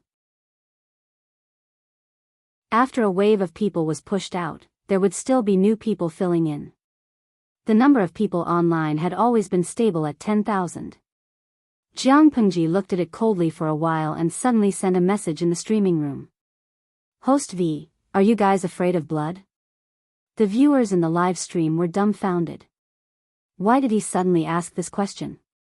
Could it be that his nerve reflex arc was too long? The next second, Jiang Pengji added another one. Host V, if you're not afraid, I'll teach you the right way to kill. For a moment, the entire live streaming channel was silent, and the bullet screen was empty for a long time. In just a moment, her vision was drowned by the overwhelming number of 666s. Iya Qingzhou, daily brainwashing task, be impressed by the streamer's handsomeness, completed January 1st. Pianxin Diaowu, let's not talk about anything else, just based on the streamer's straightforwardness, I have to give you a string of 666. Ili Sha Bai, do you still need a leg accessory? You can shout 666 in all kinds of positions. The audience in the streaming room was almost boiling. Jiang Pengji's lips had a trace of a sneer. If you're not happy, you'll fight back. Only a tortoise would swallow his anger. Let's go back first. The carriage's curtain was put down, and the coachman lightly whipped the rope. It didn't take long to get to the loos from there. Jiang Pengji directly asked someone to go to the stable and bring the horse over. I have to go out for some things. If father asks where I went, tell him I'll be back before the city gate is locked. Taking the reins, Jiang Pengji easily leaped onto the horse's back. She took a shortcut and avoided the crowded places. Jiang Pengji arrived at the city gate without a hitch. Seeing the indignant expressions on the guards' faces, Jiang Pengji calmed down. She murmured in a low voice, "It looks like they just passed the city gate. I should still be able to make it." The inspection at the city gate was not slow. She quickly took the reins and mounted the horse, rushing in the direction of the group. The war horse of the northern borderline was pure white. It had a well-proportioned and handsome body, was good at long-distance raids, and had a long endurance. It was a rare and famous horse. It was the first time Jiang Pengji had ridden it, except for the gathering. They should be right in front. But the terrain is flat, and it's easy to be exposed in a short distance. Let's take a detour and get ahead of them. Seeing the messy and deep hoof prints on the ground, Jiang Pengji's eyes flashed. She slightly pulled the reins and let the horse gallop in another direction. The group of more than 20 people naturally wouldn't expect that someone was following them, waiting for the best time to strike. One of the attendants looked a little worried. He asked the leader, "If the master blames us for abusing the Meng's name, how can that be considered abusing? If it weren't for those people in Hejian County, we would have been at the next station by now." Second Lang Jun was kidnapped by Meng Hun and his gang. Now is the time to save him. Can they afford to waste such an important time? The leader didn't say anything. It was another attendant who spoke. It was not the first time that he had used the Meng's name for his own benefit. "Shut up, all of you. It's more important to get to the next station as soon as possible." The leader pursed his lips. He was anxious. Since the leader had spoken, the others didn't dare to say anything. They all lowered their heads and hurried on. Because of the delay, they couldn't get to the nearest station. The horses were exhausted and needed a rest. The leader looked at the sky and wiped the sweat off his forehead with his sleeve. "Let's rest here first." He sat on a small stool and rested. His whole body was covered in sweat. The others also looked tired. They had rushed to Hejian County after receiving the news from Meng Liang, but they were too late. Meng Hun had already kidnapped Meng Hun.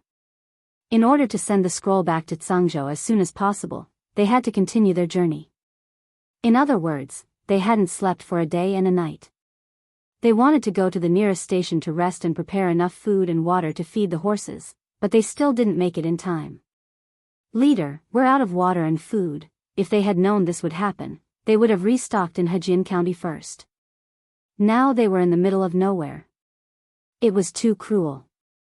Just send 3 people out to look for him. Rest for an hour. Don't be late. Hejian County was surrounded by deep mountains.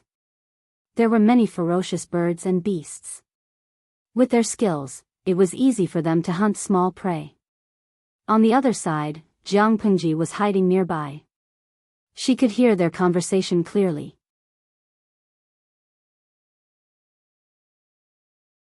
Chapter 192. Those horses are good horses. Why don't we take some?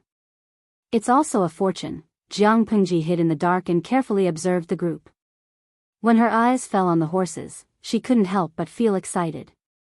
Although those horses were not as good as the best horses, they had excellent bloodlines and belonged to the Meng stable. The Mengs was the only one among the 4 noble families that started with military achievements. They also owned the largest stable in Dongqing. Zhangzhou was located at the intersection of trade routes, so it was very convenient for all kinds of business. The Mengs imported many famous horses from the northern borderline or the southern man. After several generations of breeding, most of the horses in the stable were of excellent quality. However, they only sold the inferior horses. The best and the best quality horses had to be offered to the main family of the Meng family or given to the Meng family as compensation to the army of the Meng family. The royal family of Dongqing wanted good horses, so they had to buy them from the northern borderline or the southern man at a high price.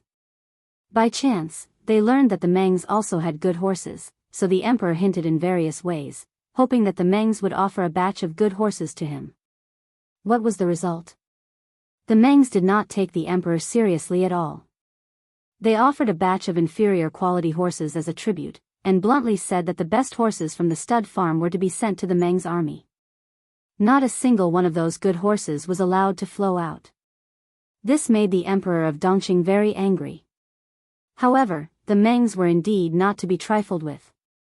The emperor of Dongqing was already burning with anger, but he had to maintain an open-minded and hearty appearance. Jiang Pengji didn't want the horses at first, or she didn't even think about it. But their owner was going to die soon. Wouldn't it be a pity if she didn't accept them? As a good girl who didn't like to waste any resources, Jiang Pengji said that the horses were now hers. What if she didn't agree? Hold it in. He sent 3 experienced followers to search for food and water, while the others rested and recovered their strength. I heard that there are many bandits in Hejian. Do you think the 3 of them will run into them? They sat down to rest, and the attendants started chatting. Hey, as long as they are not blind, which bandit will give us trouble? Not to mention 3 people going out together, even if there's only one person. Which one of us from the Meng family army doesn't have the imposing manner to fight against 10,000 people? What's so scary about a few mobs? Don't you think so? At the mention of the Meng army's prestige, the attendants suddenly felt a surge of confidence. Indeed, in the whole of Dongqing and even the other 4 countries, who did not know of the reputation of the Meng army? They had guarded Sangzhou for many years and helped the royal family of Dongqing protect the vital parts of the country. Wasn't it all thanks to them that Dongqing was able to celebrate peace and prosperity? That's right. But in my opinion, the strongest among us is still the leader.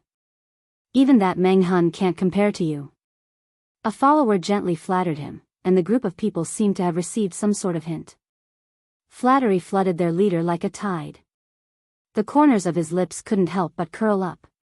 His heart swayed, and he waited until he was satisfied with the feeling of floating on air before he reprimanded her with a stern face. The leader furrowed his brows and seemed to be very displeased. We're asking you to fix up now, not to gossip like a bunch of gossipy women. If you don't want to rest, then say so earlier. Meng Hun? A stray dog who betrayed his master isn't qualified to compare to me. The leader is right. We were wrong. How can that hypocritical stray dog, Meng Hun, compare to you? One of the attendants quickly changed his words and flattered the leader with his glib tongue. This attendant clearly had a face full of righteousness, but his eyes darted around from time to time, looking extremely restless. When it came to flattering, he was more active than anyone else. The other attendants immediately followed up and opened their mouths to say, Meng Hun is not qualified to compare to the leader. If you want to compare, throughout the whole of Dongqing, only the Count of Jinbei's residence is qualified to compare to the leader. I heard that they were beaten up in the northern borderline again. In my opinion, if the leader was the leader, with your talent, you would definitely be able to turn the situation around and beat those bastards in the northern borderline back to their grandmother's house. After hearing this, the leader was in a good mood, as if he was shouting a piece of ice in the hottest days of the year. His whole body was icy cold. The few of them talked about everything and flattered the leader. After a quarter of an hour, the 3 attendants from before still hadn't returned. Of course, they couldn't come back. The 3 attendants were experienced in surviving in the wilderness, but compared to Jiang Pengji, they paled in comparison. She quickly found the nearest water source and laid in ambush, waiting for the 3 prey to take the bait. Soon, the 3 figures came together. One of them said in surprise, "There is water here. You're the best. Don't talk anymore. Fill the water bags first." The 3 of them were carrying many empty leather water bags. If they were to fill all of them and bring them back, the weight would not be light. Jiang Pengji looked at them coldly and squatted down beside the pool. She steadily raised the bow in her hand. She took out 2 arrows from the quiver and quickly drew the bow to a full moon. Swoosh, swoosh, the 2 arrows sank into the brains of the 2 attendants, piercing through the back of their heads. They were instantly killed. The third person was originally seriously filling the water bag with water. Suddenly, he noticed that the surface of the water beside him was dyed red with eye-catching blood. He was slightly stunned. The two companions who were talking and laughing with him just a second ago opened their eyes wide in disbelief and fell headfirst into the pool. Enemy attack. Two words suddenly popped up in the mind of the third person. The water bag in his hand fell to the ground and wet the soil by the shore. He jumped up abruptly and pulled out the broadsword from his waist. He vigilantly looked around. Following the direction of the arrows, he did not see any traces of anyone. How many enemies were there?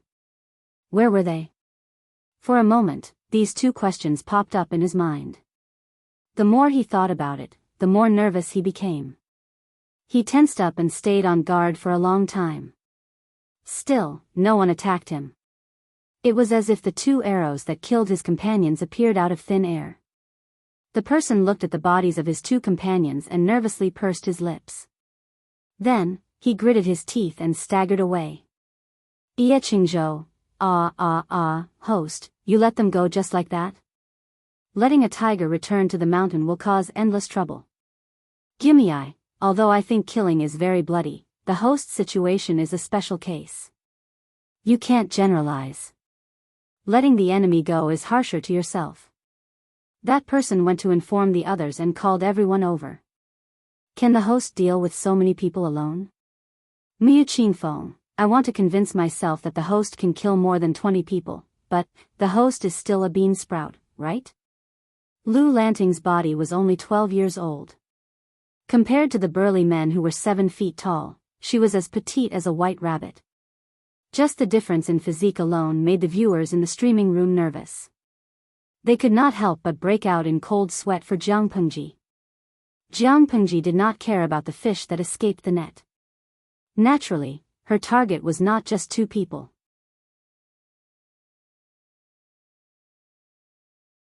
Chapter 193. Host V, don't worry. Letting one fish go is just to attract more stupid fish. She sneered, leaped up, and landed on the dense tree trunk. Her footsteps were light as she walked away. The enemy was in the light while she was in the dark. She always had the initiative. Thanks to the high mountains and deep forests in Hejin County, it was very convenient to hide. Besides, Jiang Pengji knew how not to leave any traces.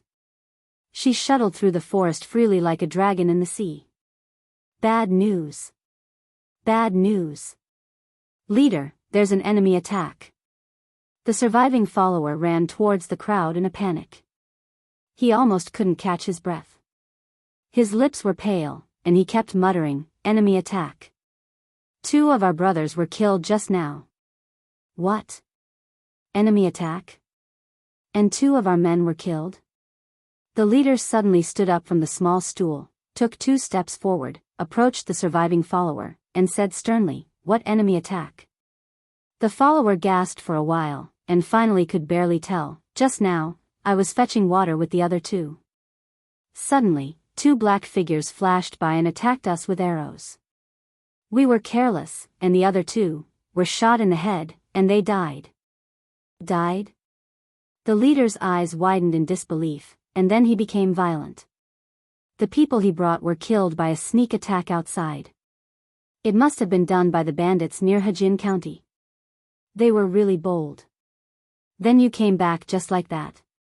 The surviving follower's eyes were red, and he said in a tearful voice, Leader, I also want to fight those 2 beasts to avenge my brother, but I still have to save my life, so I came to report to my brothers.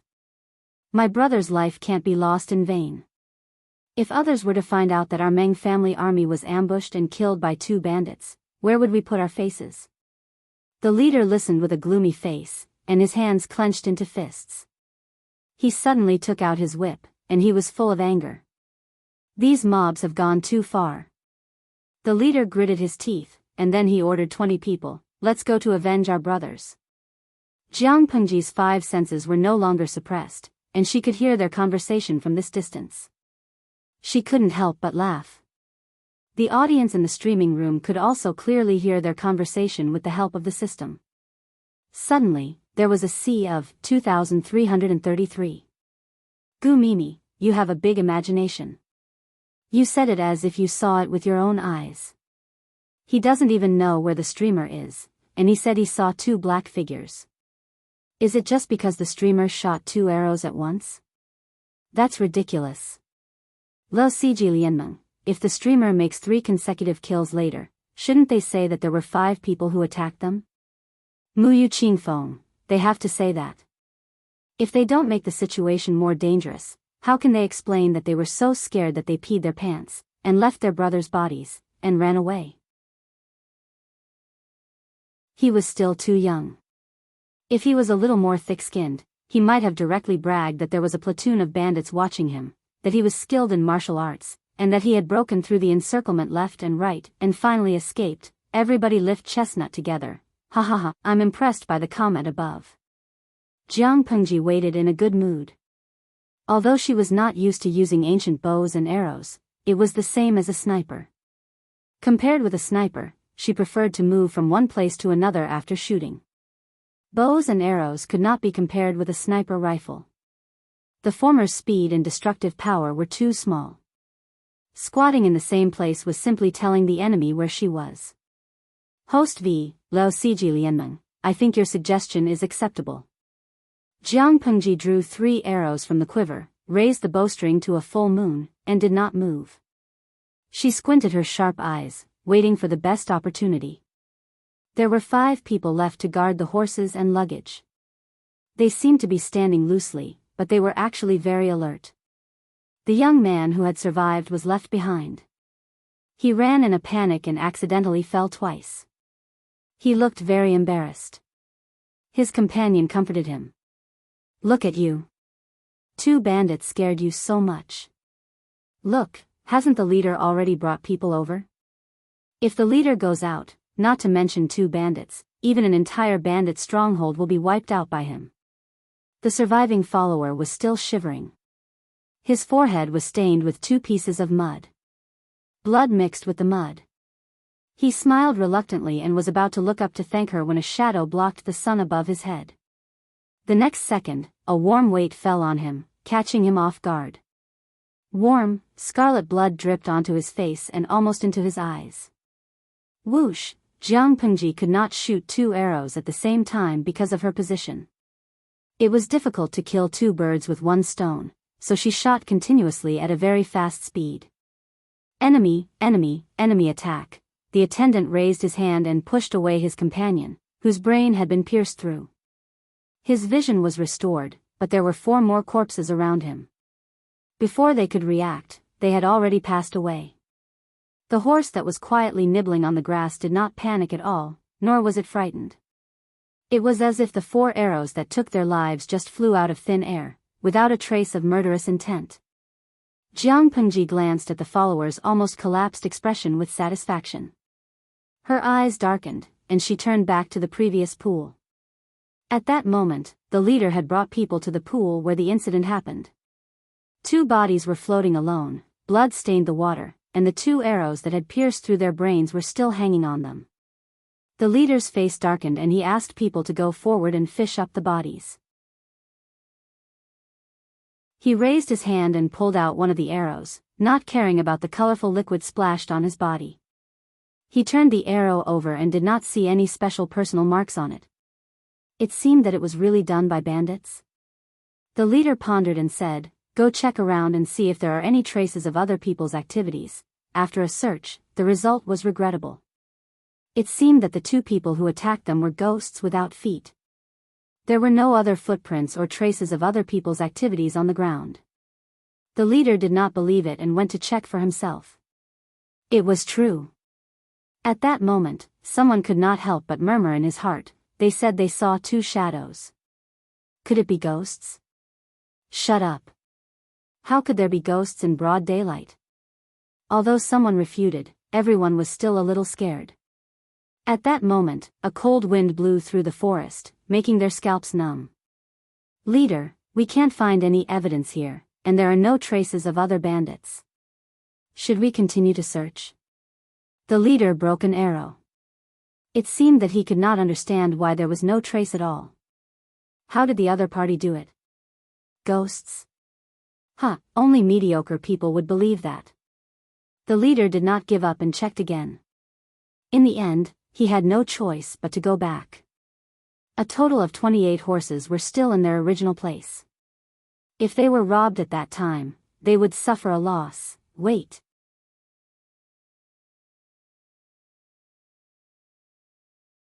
Chapter 194.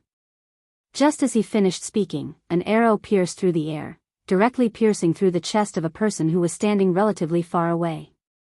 Ugh! A muffled sound rang out, and everyone looked towards the source of the sound, just in time to see the man raising his hand to cover his chest, a look of disbelief on his face. They saw his burly body slowly fall backwards, blood flowing out from his completely shattered heart, staining the ground red. Before he died, his eyes were still wide open as if he had seen a malicious ghost. The scene was creepy. Could it be that there were really malicious ghosts in the forest? Don't panic. You are a man. Why are you afraid of ghosts? The leader shouted, which brought everyone back to their senses. He raised his sword and walked a few steps toward the direction where the arrow came from with a gloomy face. The grass and shrubs could not withstand the sharpness of the sword and were chopped down to the ground. No. Still no trace. Where was the ambusher hiding? The leader looked at the ground where there was no trace of a living person. His expression was like a wall with a few cracks.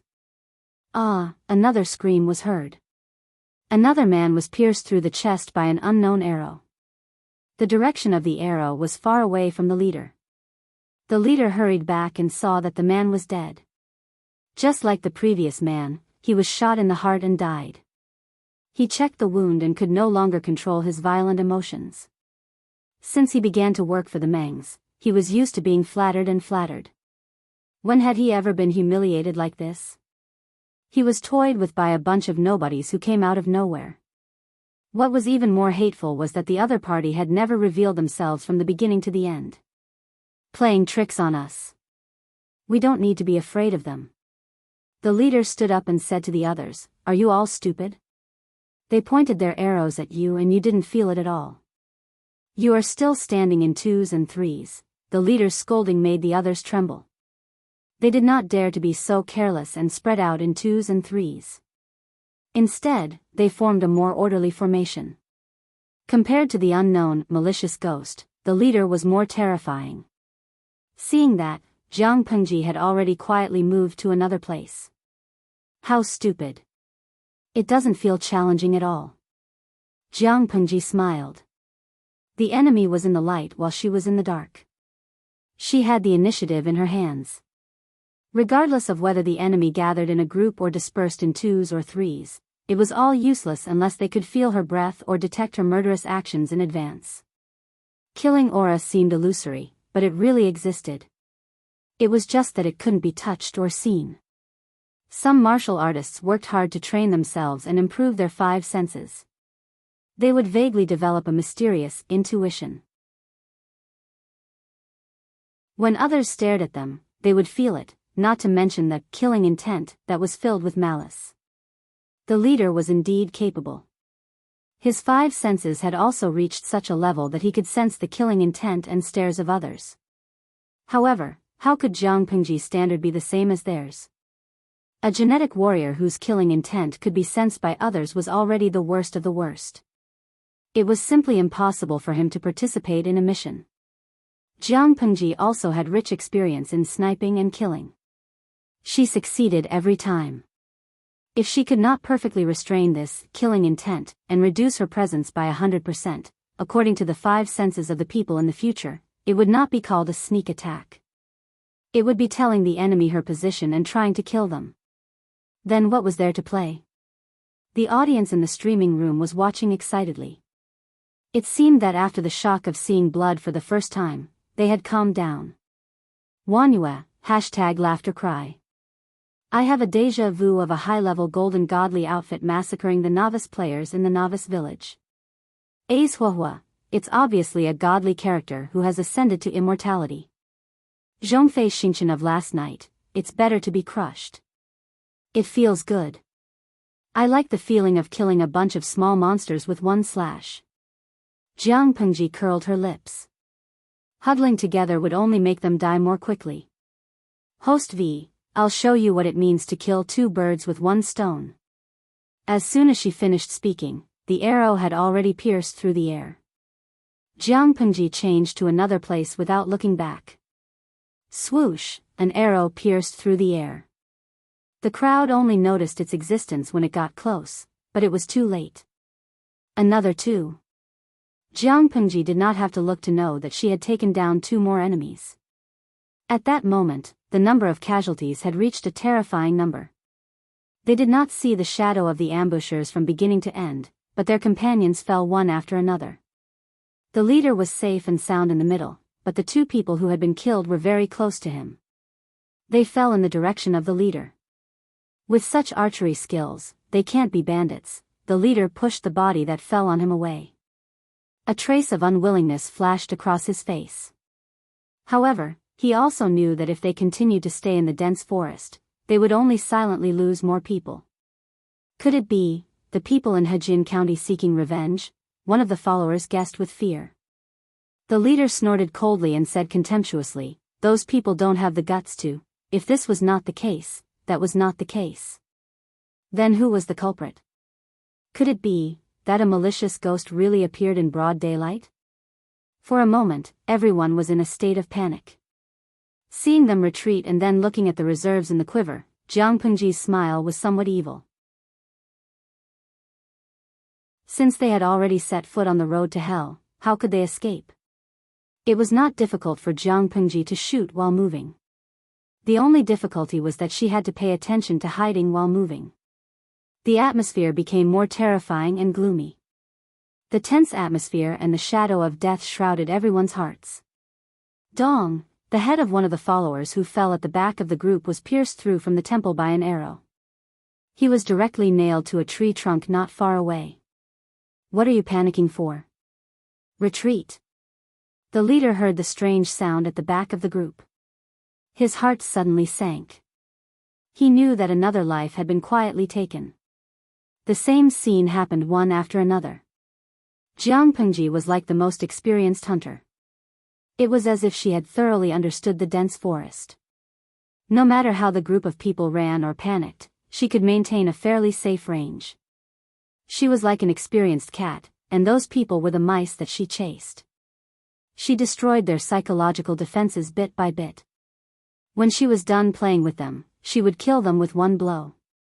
The leader was about to have a nervous breakdown after being shot one after another. Even though he looked calm on the surface, he still could not hide the guilt in his heart. Yes, guilt. He couldn't sense where the arrows were coming from, and he didn't know what their target was.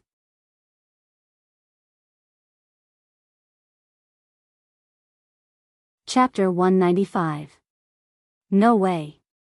It couldn't go on like this. The only way was to leave the dense forest and go to an open area. When there was nothing to hide behind, he wanted to see how the enemy would attack. In this regard, Jiang Pengji could clearly tell the enemy that those who deserved to die would still die. It had little to do with where they died. It was not easy to escape from the dense forest. Originally, he had brought 20 followers with him, but now there were only 2 left. The closer they got to the exit of the dense forest, the more frequently Jiang Pengji shot. Seeing that they had escaped, any normal person would feel relaxed. It was also the best opportunity to attack. However, when the leader brought the remaining 2 survivors to the place where they had rested, what they saw were 4 bodies lying in a pool of blood. The leader's eyes were wide open, and his fierce look scared the 2 followers who followed him. The only survivor was the follower who had gone to fetch water and was lucky enough to survive. Why? Of the 5 people who stayed, 4 were dead, and only this one was alive? Of the 3 people who went to fetch water, 2 were dead, and only this one was alive? The anger in the leader's heart could no longer be suppressed. He strode forward and grabbed the follower's collar. Tell me, did you kill them? Tell me, are you a spy for those villains? Did you deliberately lure us there? The leader glared at the follower, who had been scared to the point of delirium. His face was smeared with sticky blood. The audience in the streaming room was speechless. Wait, what kind of weird development was this? Why did they suddenly have internal strife? No, internal strife was internal strife. Why did they suspect that the unlucky guy who had been scared twice by the streamer was the murderer? Fengji Liao Yuan, ha ha ha, I feel sorry for him. First, he was scared twice by the streamer, and now he's suspected to be the murderer. Shuang Xiang, sorry, really very sorry. No, I laughed so hard that my stomach hurts. Did the leader become a stick? Lo Siji Lianmeng, I bet a spicy stick. This is definitely an Easter egg left by the streamer on purpose to test their intelligence. It was no wonder that the viewers in the live streaming channel were so happy. This turn of events had shocked everyone. The followers around the leader were all brought here by himself. He knew everyone's background, so it was impossible for there to be a spy. Of course, it was also possible under extreme circumstances. Some viewers in the live stream room were mocking him, but naturally, there were also people who had different opinions. Chestnut is delicious. Am I the only one who thinks the leader's reaction is normal? After being scared by the streamer so many times, and seeing the people around him die one after another, the psychological pressure was unimaginable. Under such circumstances, it was impossible to maintain a normal level of thinking, and they would definitely subconsciously suspect the most suspicious person. Who was the most suspicious person at the moment? It must be the survivor. Putting himself in their shoes, if he was one of the members of the team, facing a completely clueless enemy, and every time the enemy attacked, one member of the team would definitely die, and no one would know if he or she would be the next target, the fear of death lingered in one's heart. The Grim Reaper's footsteps were hot on one's heels. Even a person with a strong mental defense would collapse in an instant under such a dense frequency of attacks. However, from God's perspective, the leader's judgment was indeed laughable. At this time, the audience in the live broadcast room was silent, and then they agreed to speak. Not to mention anything else, they just said that the host had too much bad taste. Jiang Pengji smiled. Her bad taste was yet to come. Tell me, did you kill them? Tell me. The leader grabbed the other's collar and roared as he questioned. At the same time, Jiang Pengji steadily raised the bow, drew an arrow, and aimed at the target. Swoosh! In the next moment, blood burst out and covered his face. His neck seemed to be strangled by an invisible hand, and it forcibly stopped him from speaking. That's bad taste. Jiang Pengji snorted coldly, and another wave of 666 flew by in the live broadcast room. My host, you're amazing. Jiang Pengji was too lazy to struggle with the last few shrimps. She raised her hand, put her finger to her lips, and whistled. The horse neighed, and the sound of hooves came from afar. A vigorous white figure galloped out of the dense forest. The other horses seemed to be summoned, and they all ran toward the white horse. The scene was chaotic. Game over. Jiang Pengji drew her bow for the last time, and killed 2 birds with 1 stone. She took the lives of the 2 people beside the leader. She had said that 1 messenger was enough. Let's go. Pack up and go home. The white horse galloped toward her. Jiang Pengji smiled, ran 2 steps forward, and jumped on the horse's back. The pure-blooded warhorse of the northern borderline was indeed worthy of its reputation. Only then did the leader see who had ambushed them. Just as he was about to draw his bow and shoot an arrow, the horse galloped wildly, kicking up a cloud of dust and blocking his line of sight. All he could see was the buttocks of the horse and the small figure that had already become a small dot in the distance. Humph. The leader was so angry that he threw the bow and arrow in his hand to the ground. None of the 27 followers around him survived. Who is it? That's too much. The leader spat out these words through gritted teeth, and a smell of iron spread in his mouth. The only thing he could be thankful for was that his horse had a good relationship with him, and it was not affected by the white horse. Otherwise, he would have to walk to the next station with an empty stomach. In the future, I will take revenge. Jiang Pengji did not care whether he wanted to take revenge or not. Even his life was deliberately spared. If it were not for the messenger, he would have died and gone to hell to show off his arrogance to the king of hell. Jiang Pengji hung up the bow and put the quiver back. She leisurely sat on the horse's back and let the white horse walk around as it pleased. She led a group of brothers to look for food. The horses were intimidated by the white horse's imposing manner, so they all became obedient. It seems that you are the king of horses. Jiang Pengji saw that and patted the horse's neck with a smile. The horse responded with a loud snort. Its beautiful and smooth mane swayed slightly with its movements, brushing against her wrist and making her feel a little itchy. What a proud little girl. Yes, it was a mare, but it was more hot-tempered than any stallion. It liked to kick its hooves at the slightest provocation. Jiang Pengji carefully counted the number of horses. There were exactly 27 of them. Host V, this is a big win. It seems that robbing the enemy to help me is good for my health. What do you mean by robbing the enemy to help me? Host, your worldview has fallen to the ground. Do you want to bend down and pick it up? The viewers in the streaming room said that they had lived for a long time, but they liked Jiang Pengji's carefree and unrestrained behavior. So, their worldview had been led astray by the host?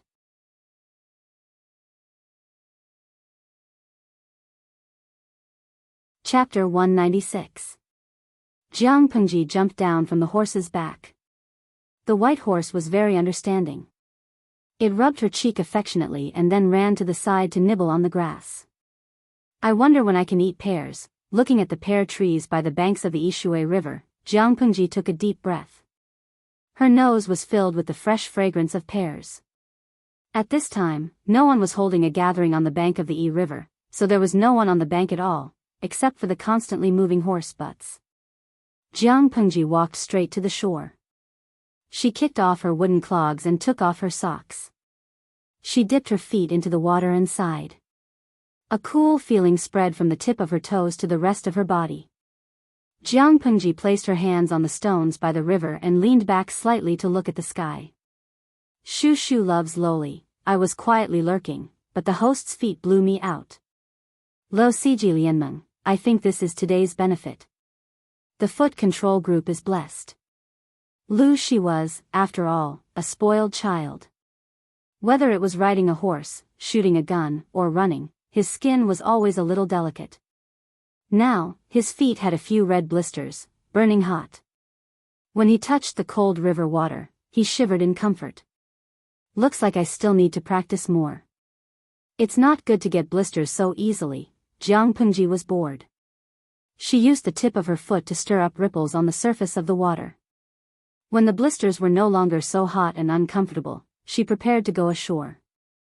However, before she could pull her feet out of the water, she found a tall young man in a lake blue scholarly robe standing not far away. He looked to be about 18 or 19 years old, with skin as delicate as flawless porcelain, bright eyes, red lips, and white teeth. His thin, moderately thick lips were curved. This was a face that easily gave people a good impression. It seemed that he was smiling at everyone. However, at this moment, the young man pursed his lips tightly with a hint of anger. The bunch of people in the live streaming room who were obsessed with looks started to shout again, and all kinds of flattering comments flooded the bullet screen. Durian-flavored milk, I can't take it anymore, I can't take it anymore. What a beautiful young man. Although I know that ancient times were very cruel and dangerous, the moment I saw this young man, all those hardships go to hell. Kojiao Chi fan, I'm not convinced. Why were the ancient people so good-looking? Didn't they all say that they were ugly? Host Jingjing Shanghua, although the host is my true love, the moment I saw the young man, I wanted to climb the wall. Such bullet screens almost blocked Jiang Pengji's vision. In the end, she had no choice but to block some of them. Jiang Pengji looked around and confirmed that there was no one else but her. Did that mean that the young man was angry at her?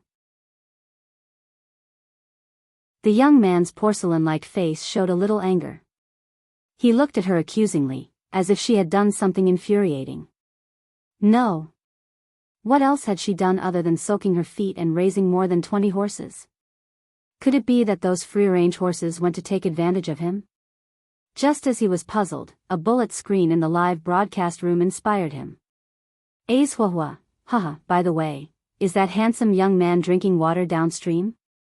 It seemed that he was quite angry. Jiang Pengji was speechless. She lowered her head to look at her feet that were still soaking in the water. She then raised her head to look at the young man's almost red face. She was speechless. She was to blame. She calmly put on her socks and wooden clogs. Jiang Pengji whistled and the big white horse galloped over.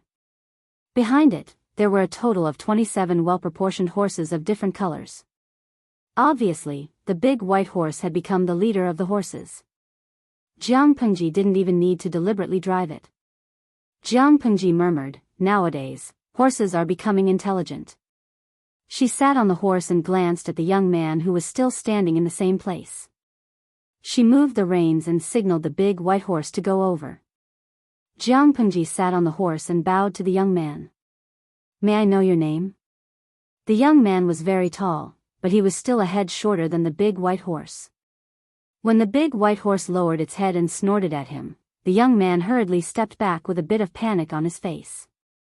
Seeing that, Jiang Pengji patted the horse's neck and signaled the little girl not to bully him on purpose.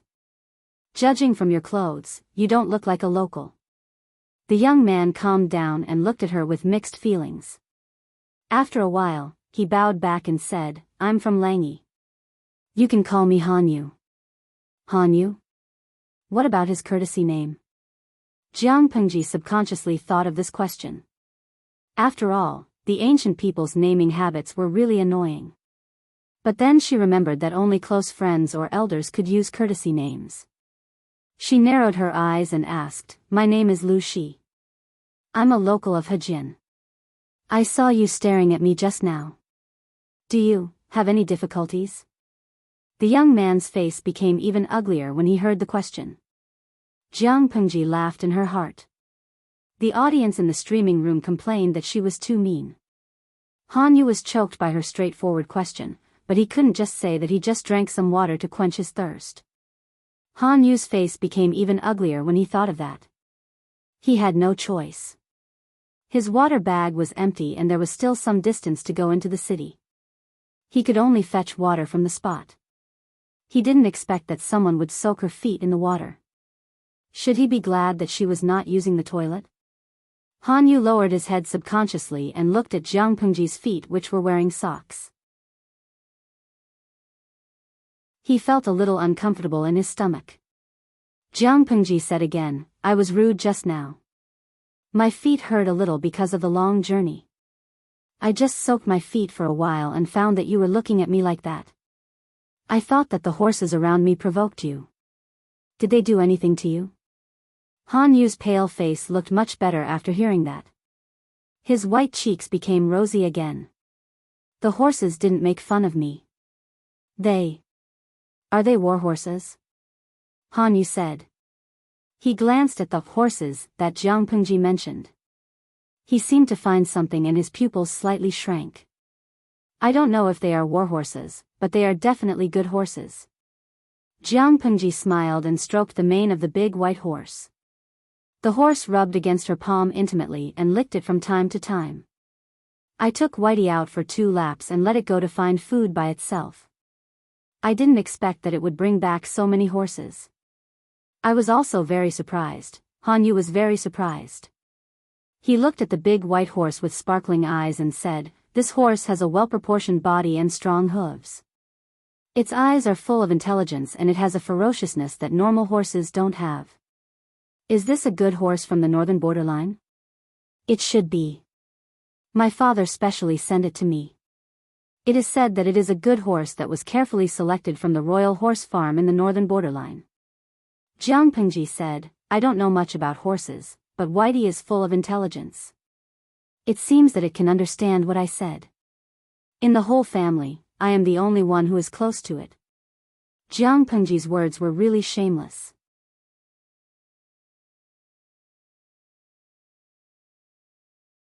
Chapter 197.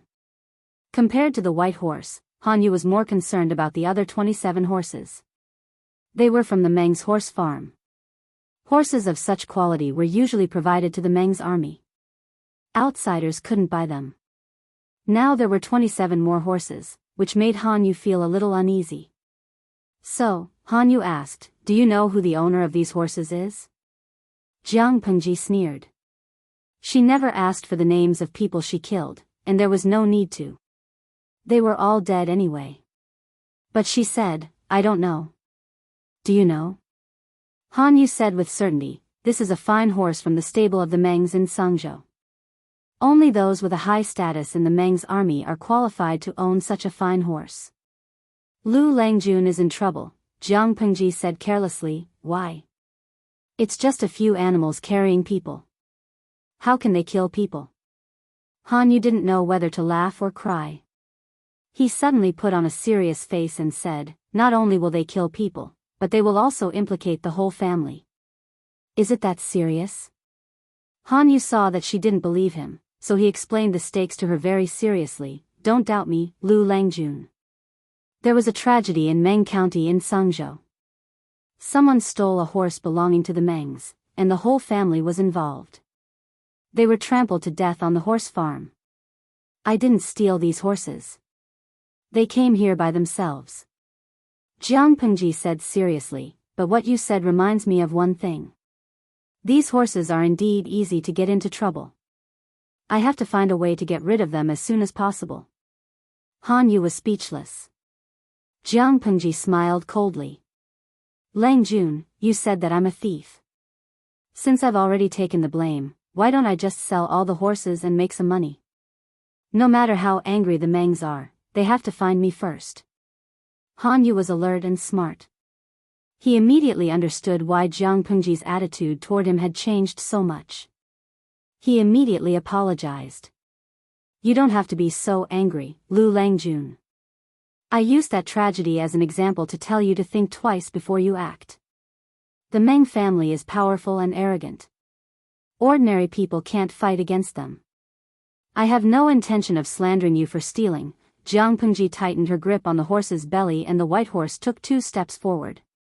She said proudly, "It doesn't matter. Since I dared to accept these troublesome little fellows, I naturally have my own reasons." Seeing her like this, Han Yu didn't continue to insist. Maybe she really had the right to be arrogant, and he would only annoy her if he tried to dissuade her. The two of them had only met by chance, and there was a misunderstanding at the beginning. Naturally, there was nothing much to talk about, and they soon parted ways. The live stream viewers felt that it was a pity. It was rare to see such a handsome, sunny boy. It would be a pity if they did not lick his boots for a while. To avoid encountering people who knew about horses, Jiang Pengji took a shortcut and leisurely let the white horse carry her to the farm. Wow, what a big horse! So high. The children in the village had never seen so many horses. A bunch of naughty children came forward, their faces full of curiosity. Everyone wanted to reach out and touch the horse's hooves, but Jiang Pengji didn't allow it. War horses were hot-tempered. If they accidentally angered one of them, they would lose their lives if they were rewarded with a hoof. Lang Jun. Lang Jun, these. Jiang Pengji jumped off the horse. Xiaoyu, you came just in time. Ask Coach Meng to bring the horses into the farm. Remember to tie them all up. Su Ke thought that was not the point. The point was, didn't Lang Jun always say that he was very poor, and that he needed to be thrifty here and there, even to the extent of losing his mind? So, where did he get the money to buy so many war horses? Even though Su Ke didn't know much about horses, he still had the basic insight. He didn't know how good the horses were, but he knew that they were indeed excellent. So, where did Lang Jun kill people and set fires? How did he get so many? Su Ke accidentally blurted out what was on his mind. Jiang Pengji tilted her head and stared at him, which made his hair stand on end, as if he was going to explode in the next second. Unexpectedly, Jiang Pengji just nodded seriously and said, Xiaoyu, you know me best. Su Ke was dumbfounded. The viewers in the live stream almost burst out laughing. Although he was not as handsome as Hanyu, Su Ke was still very handsome. Lang Jun, you, really, killed people and set fires. Su Ke didn't know how to react. However, when he saw Jiang Pengji's half-smile, Su Ke suddenly realized that something was wrong. I killed people, but I didn't set fires, Jiang Pengji said seriously and added, setting fire to the forest is a serious crime. In Jiang Pengji's era, wood resources were scarce. Only the rich and the aristocratic families could afford pure wood furniture. In order to protect the decreasing forest resources, the relevant regulations were introduced. Setting fire to the forest was a serious crime, and it could lead to death. Su Ke heard that and felt slightly relieved. No, he didn't set fire, so he couldn't kill people. At that moment, he carefully counted the number of horses. Minus the one that belonged to his Lang Jun, there were 27 left. 27? Thinking about the number and the killing that his Lang Jun said, he seemed to understand something. Anyway, I took them from the Mengs. It doesn't cost me anything. Jiang Pengji raised her hand and patted Su Ke's shoulder. But the horses raised by the Mengs have special marks. People who know horses can easily recognize them. This is going to be a problem. Before Su Ke could react, Jiang Pengji had already made a decision. Find a way to sell them. They can probably be worth a lot of money. Sell the horses. Su Ke's mind flashed with the approximate market value of the horses. Horses used for transportation were usually not cheap, and a horse like this was worth dozens of times more. But, won't it be a pity, men always had some characteristics that never changed, no matter what time it was. For example, men in Jiang Pengji's era had a special love for mechas. Some people even joked that mechas were men's true love. In this era, men seemed to be like this as well. They had a unique love for strong and healthy horses. Jiang Pengji said, I can keep them, but I don't think it's necessary. I killed those lackeys of the Mengs and only left one alive to report back. If they know that these horses are in my hands. Su Ke was suddenly shocked and immediately sobered up. He was still very rational when it came to his personal interests and interests. If that's the case, we'd better find a way to sell the horses as soon as possible. It's fine even if the price is lower. We can't keep them and cause trouble. Su Ke had already started to calculate in his mind how much money and food the horses could bring them. Yes, but I don't know how to sell them. We'll need to find a slightly more professional person. Jiang Pengji smiled. The Mengs were a jinx to others, but they seemed to be a blessing to her.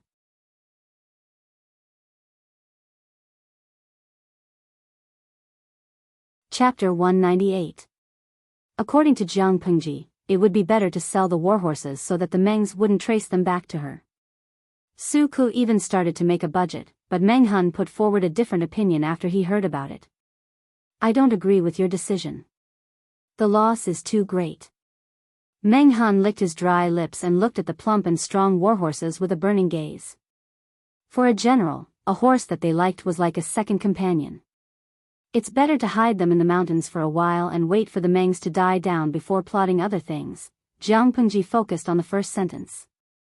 How great is the loss? Meng Han said, for example, a good warhorse like this is worth 70 to 80 taels of silver. That's the price of a fair deal. If you sell it to a horse dealer privately, they will buy it at a much higher price. Usually, they will reduce the price by 40 to 50%, that much? Jiang Pengji asked.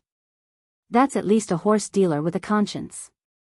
If they bully someone who doesn't know the trade, they will be even worse. Warhorses are different.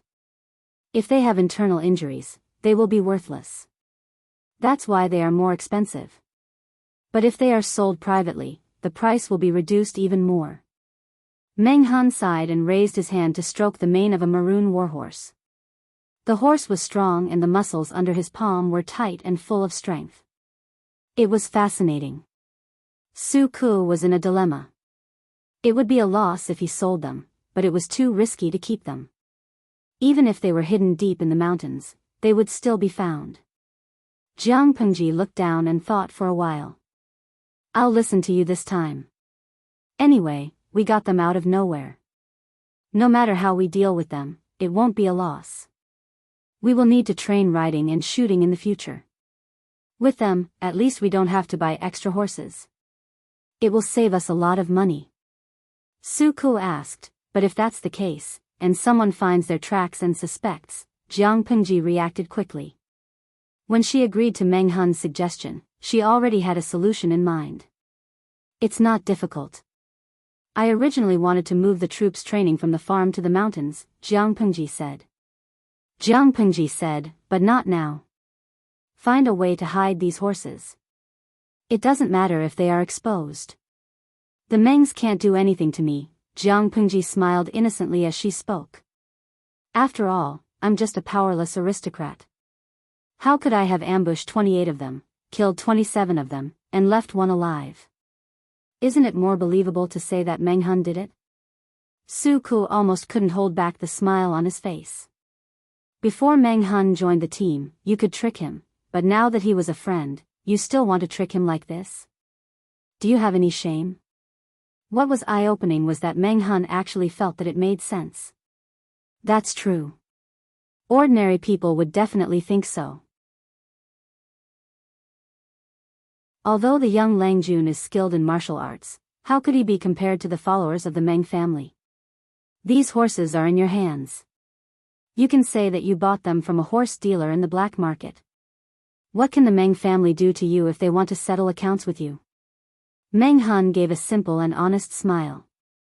If an ordinary person told the Meng family this, he or she would definitely be in trouble.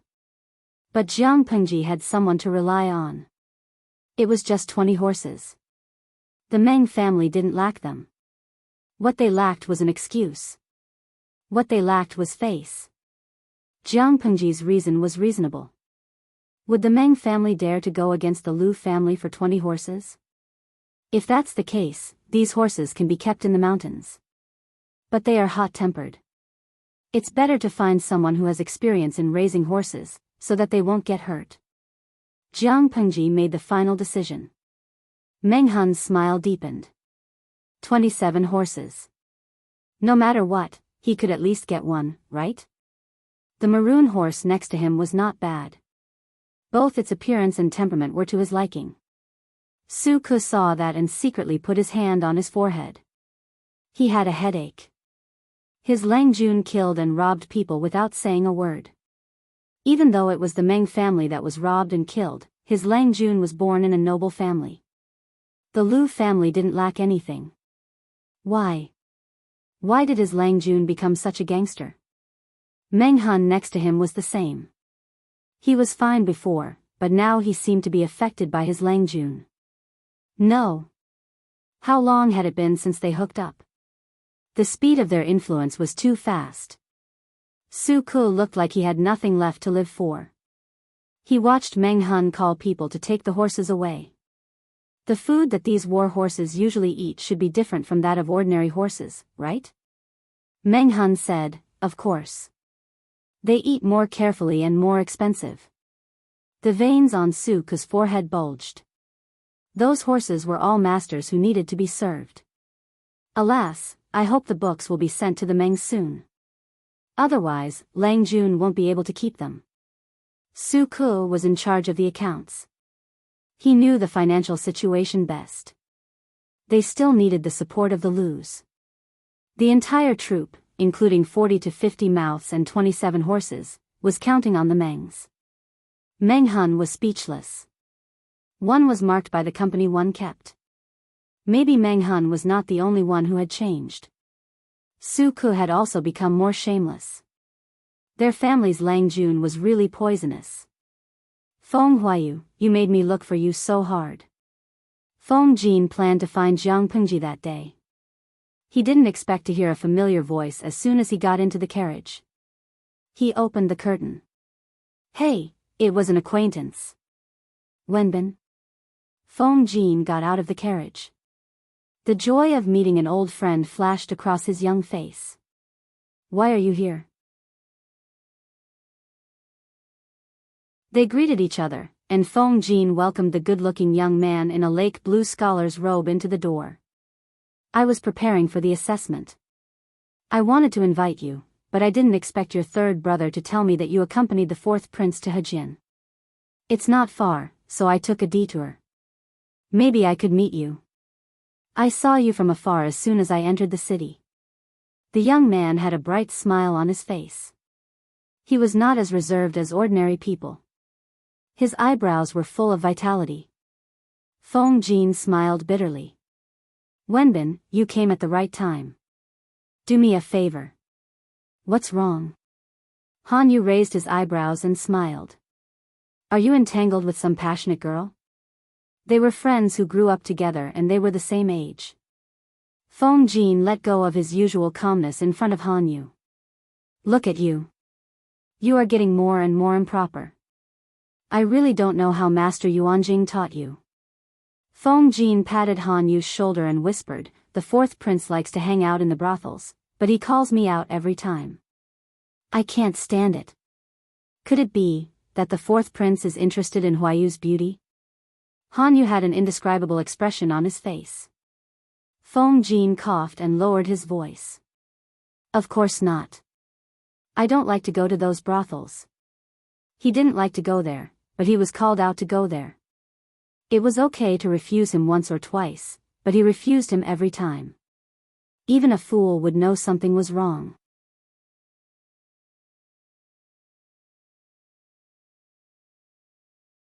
Chapter 199. Han Yu raised his eyebrows and teased, so, what do you want me to help you with? He doesn't know you well.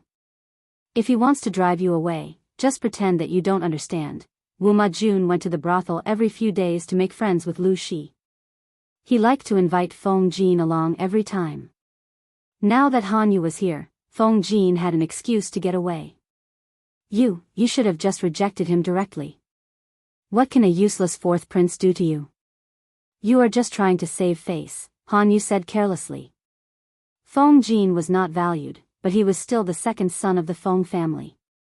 If he didn't want to do something, Wu Majun couldn't force him to do it.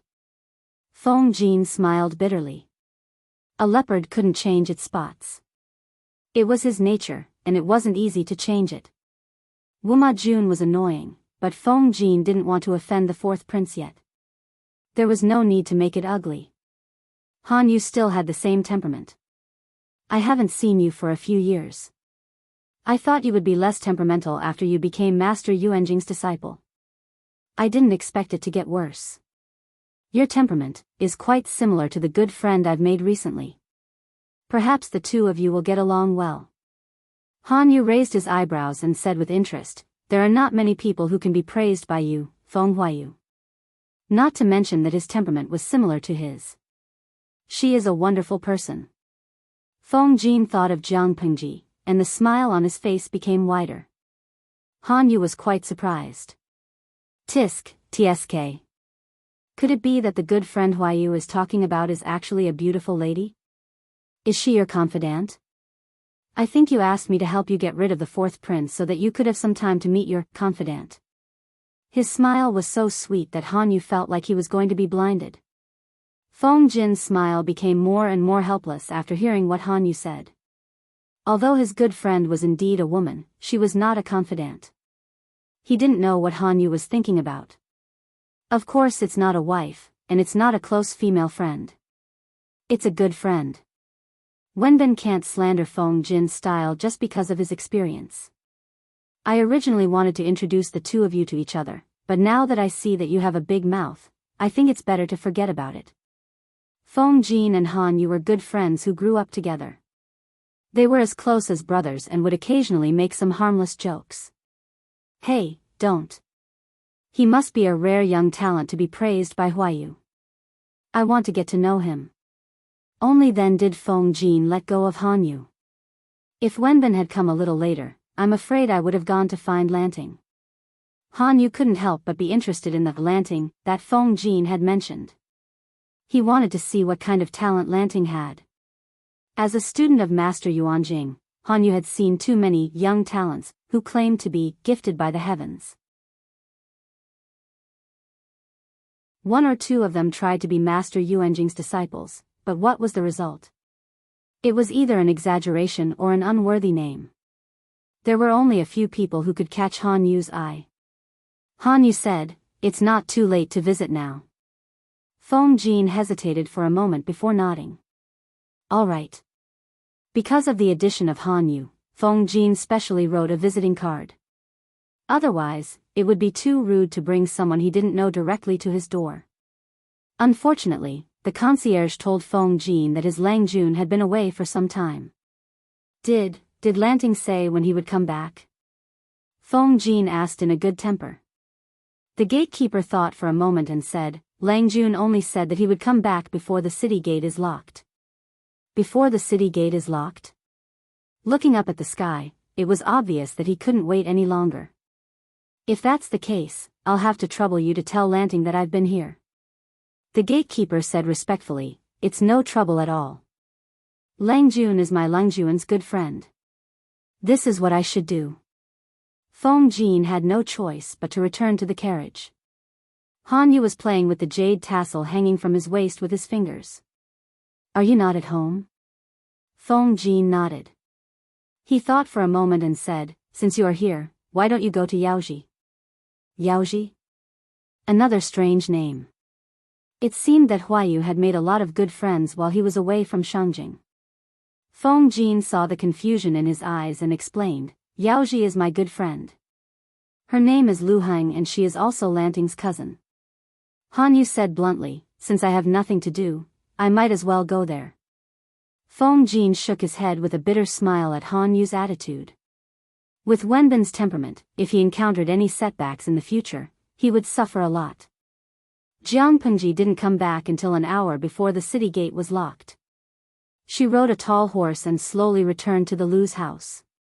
As soon as she came back, she heard from the gatekeeper that Feng Jin had come to see her. Huayu? Jianghu asked, did he leave any other message? The gatekeeper thought for a moment and shook his head. Lang Jun only asked me to tell you that he had been here. He didn't say anything else. Oh, I see. Jianghu felt relieved. It seemed that it was a normal visit and he didn't encounter any difficulties. But the gatekeeper hesitated. What? The gatekeeper stammered, the one who often goes with Feng Lang Jun has come to see you again. Jianghu tried not to think too much. What did he mean by, always goes with Feng Jin? It felt like there was an affair going on between them. Did you say that Wuma Jun came again today? Since the last time at Ingchun House, the frequency of Wuma Jun's visits was frighteningly high. But Jianghu often went out, so she didn't run into him. The gatekeeper said awkwardly, yes, I heard from other servants. He seems to want to marry the second Nyangzi. What? Marry the second Nyangzi of the Lu's house? Jianghu was stunned for a while. Then she remembered that there was a sister who had never shown her face in the Lu's house. However, her stepsister was not even 9 years old this year, right? Didn't Wuma Jun want to marry Jingxian? Why did he change his target to his sister of a concubine? Or could it be that this person wanted both of them? Jianghu's eyes turned cold. She pursed her lips and looked extremely unhappy. After returning to the house, she went straight to see Lu Shi. He was reading some documents seriously. Lanting, you're here. Lu Shi put the book aside and smiled. Sit next to me. Jianghu asked directly, Father, what do you mean? If Lu Shi had not hinted or misled Wuma Jun, he wouldn't have known that there was a daughter of a mistress in the Lu's house. For some reason, although the siblings were in the house, they were scarily invisible in the eyes of others. It was obvious that someone had done it on purpose. Lu Shi asked, what? There is a rumor in the world that Wuma Jun wants to marry my sister. Lu Shi said, it's not a rumor. I did agree to it. Jianghu. Lanting, I swore in front of your mother's grave, Lu Shi said. I won't let those who hurt her and this family live a good life. But my sister, Lu Shi said meaningfully, I only have your mother in my life. Jianghu suddenly understood. The children in the house were not Lu Shi's biological children? If that was the case, she couldn't help but look at Lu Shi's head.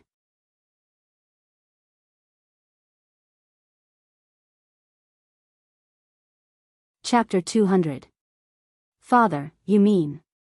My sister, Jiang Pengji withdrew her gaze. She did not want to be too obvious and hurt his dignity as a man. It's just a grudge between the previous generation. I'll tell you in detail when everything is settled. Lu Shi caressed her hair and said gently, you don't have to listen to the intrigues in the backyard. You don't want to dirty your ears and change your temperament. Did you agree to marry my sister to Wuma Jun to avenge my mother? Jiang Pengji asked. At the same time, she was deep in thought. If that was the case, there must be something special about this stepsister's identity. Yes, it's a very important part. Lu Shi's lips curled into a sinister smile. It was as if there was a cold lake deep in his eyes. I wanted to wait a few more years, but Wuma Jun came to me on his own. He must have some ulterior motive. I'd like to see his expression when he finds out the truth. It'll be interesting. She killed Min for her own ambition. She should pay the price. She asked, who killed my mother? Lu Shi did not answer her. He sighed and said, I told you. It's a grudge between the previous generation. I don't want you to be involved. I know where your ambition lies. The world is vast, and that is your goal. I, your father, will settle the score for your mother. But, Jiang Pengji felt that things were not that simple. Lu Shi was hiding an important truth. If you want to do something for your mother, then promise me. As Lu Shi spoke, he leaned forward and whispered in her ear word by word. It was as if he was making a solemn vow. Don't let anyone get their hands on the throne of the world. You can only win. You can't lose. Jiang Pengji's heart skipped a beat. Even though Lu Shi had learned some things from Master Liaochen, it was the first time he told her that she had to win. She asked in a low voice, will the person who killed my mother fight with me? Lu Shi couldn't give a very clear answer to this question because he didn't know the details. The only thing he could say was, I don't know, but if you want to be the ruler of the world, it won't be wrong. Who cares if she will fight with you? She won't be able to beat you. Just remember today's conversation in your heart. Even if you are talking in your sleep at night, you must not leak even half a word. You must not leak anything. Even though Jiang Pengji didn't mind Lu Shi's serious advice, she had to take it seriously. What's more? Lu Shi smiled sarcastically. How could someone who only knows how to suck up to you compete with you? What could she rely on? Tossing and turning men's bodies, seductively asking for sex. It's the biggest joke in the world. A woman? Jiang Pengji was surprised. She thought Lu Shi wanted to deal with a man. Lu Shi obviously didn't want to talk about this topic anymore. His daughter was too cunning. The more he talked, the more information he would leak. Before the situation became clear, he didn't want to dig up the past. Lu Shi wouldn't be worried if she was getting stronger. But now, it was clear that it was still not in its infancy. It still needed to recuperate and accumulate its foundation. Lu Shi was in no hurry. He had waited for so many years, and he didn't mind waiting longer. As long as he could see that woman's head fall to the ground before he died, everything would be worth it. Your sister's matter is settled then. Lu Shi's voice was calm, but there was a hint of chilling pleasure in it. Jiang Pengji was not a compassionate person. Lu Shi had already hinted that his sister had a special identity. If she continued to speak up for her, it would seem a little stupid. But didn't father say that Wuma Jun and Jingxian? Could it be that he wants to enjoy the bliss of having two wives? Lu Shi said, let him worry about it. In any case, Wuma Jun would not let his stepsister become his concubine. It was even more impossible for the daughter of the Wei family's first wife to become his concubine. Naturally, Wuma Jun had to cancel the marriage. Otherwise, he wouldn't be able to leave Hejin County alive. On one hand, he promised Lu Shi to marry his daughter, but on the other, He wanted to take Wei Jingxian's engagement. Wasn't he courting death? But... Father, Jingxian and I have broken off our engagement. The Wei family is interested in marrying Wu Majun. Although they didn't say it officially, some well-informed people know about it. Now that Wu Majun has changed his mind. Doesn't the Wei residents have any objections? Lu Shi was a little surprised. He did not expect his daughter, who had been so insensitive before, to think about this. Don't worry. It's just gossip. The Wei residents did not admit it. They just need to say that others guessed wrongly. Lu Shi smiled and said, have you forgotten that there was another person at the gathering other than Wu Majun, who was of equal status and had a brighter future? You mean Feng Jin? Jiang Pengji thought of her good friend. Feng Jin is the second son of the Feng family. His father is the head of the Imperial Secretariat, Feng Ren. He comes from a noble family. Isn't he better than a prince who is not favored and feared by the government? It is said that the daughter of the Wei family should be married to someone of high status. The daughter of the Wei family is barely a match for him. Jiang Pengji did not expect such a plot twist. Will it work? It's in the bag, Lu Shi said calmly. Marriage is about matching two surnames. If it is fated, it will happen naturally. Jiang Pengji was speechless. But you are on good terms with Feng Jin. If he really marries the daughter of the Wei family, it may affect the relationship between you two. No matter how they broke off the engagement, Wei Jingxian would always be labeled as Lu Shi's ex-fiancé. Feng Jin knew that their relationship was pure, but a man's mentality would always be a little stiff. Especially when Feng Jin and Lu Shi had more contact in the future. They would visit each other and Lu Shi would see the married Wei Jingxian. He was afraid that Feng Jin would think too much. Jiang Pengji only wanted to touch her forehead and say, how overthinking. This was not the era where everyone was gay. Seeing two people of the same sex getting along well, one could speculate that they were in an impure relationship. Lu Shi did not know that Feng Jin had long known that Jiang Pengji was a girl. Anyone who married Wei Jingxian would feel disgusted, but Feng Jin would not. Jiang Pengji said with certainty, that won't happen. Huaiyu is not an ordinary man. She was not worried that Feng Jin would feel disgusted, but she was worried that Wei Jingxian would. If the two of them were fated to be husband and wife, she would have to keep a distance from Feng Jin. She could not cause a family conflict, could she? But for now, she did not have to worry too much. Nothing was set in stone yet. Lu Shi praised, Feng Huaiyu is indeed not simple. It was a pity that the son of the Feng family was destined to not be on the same path as his daughter.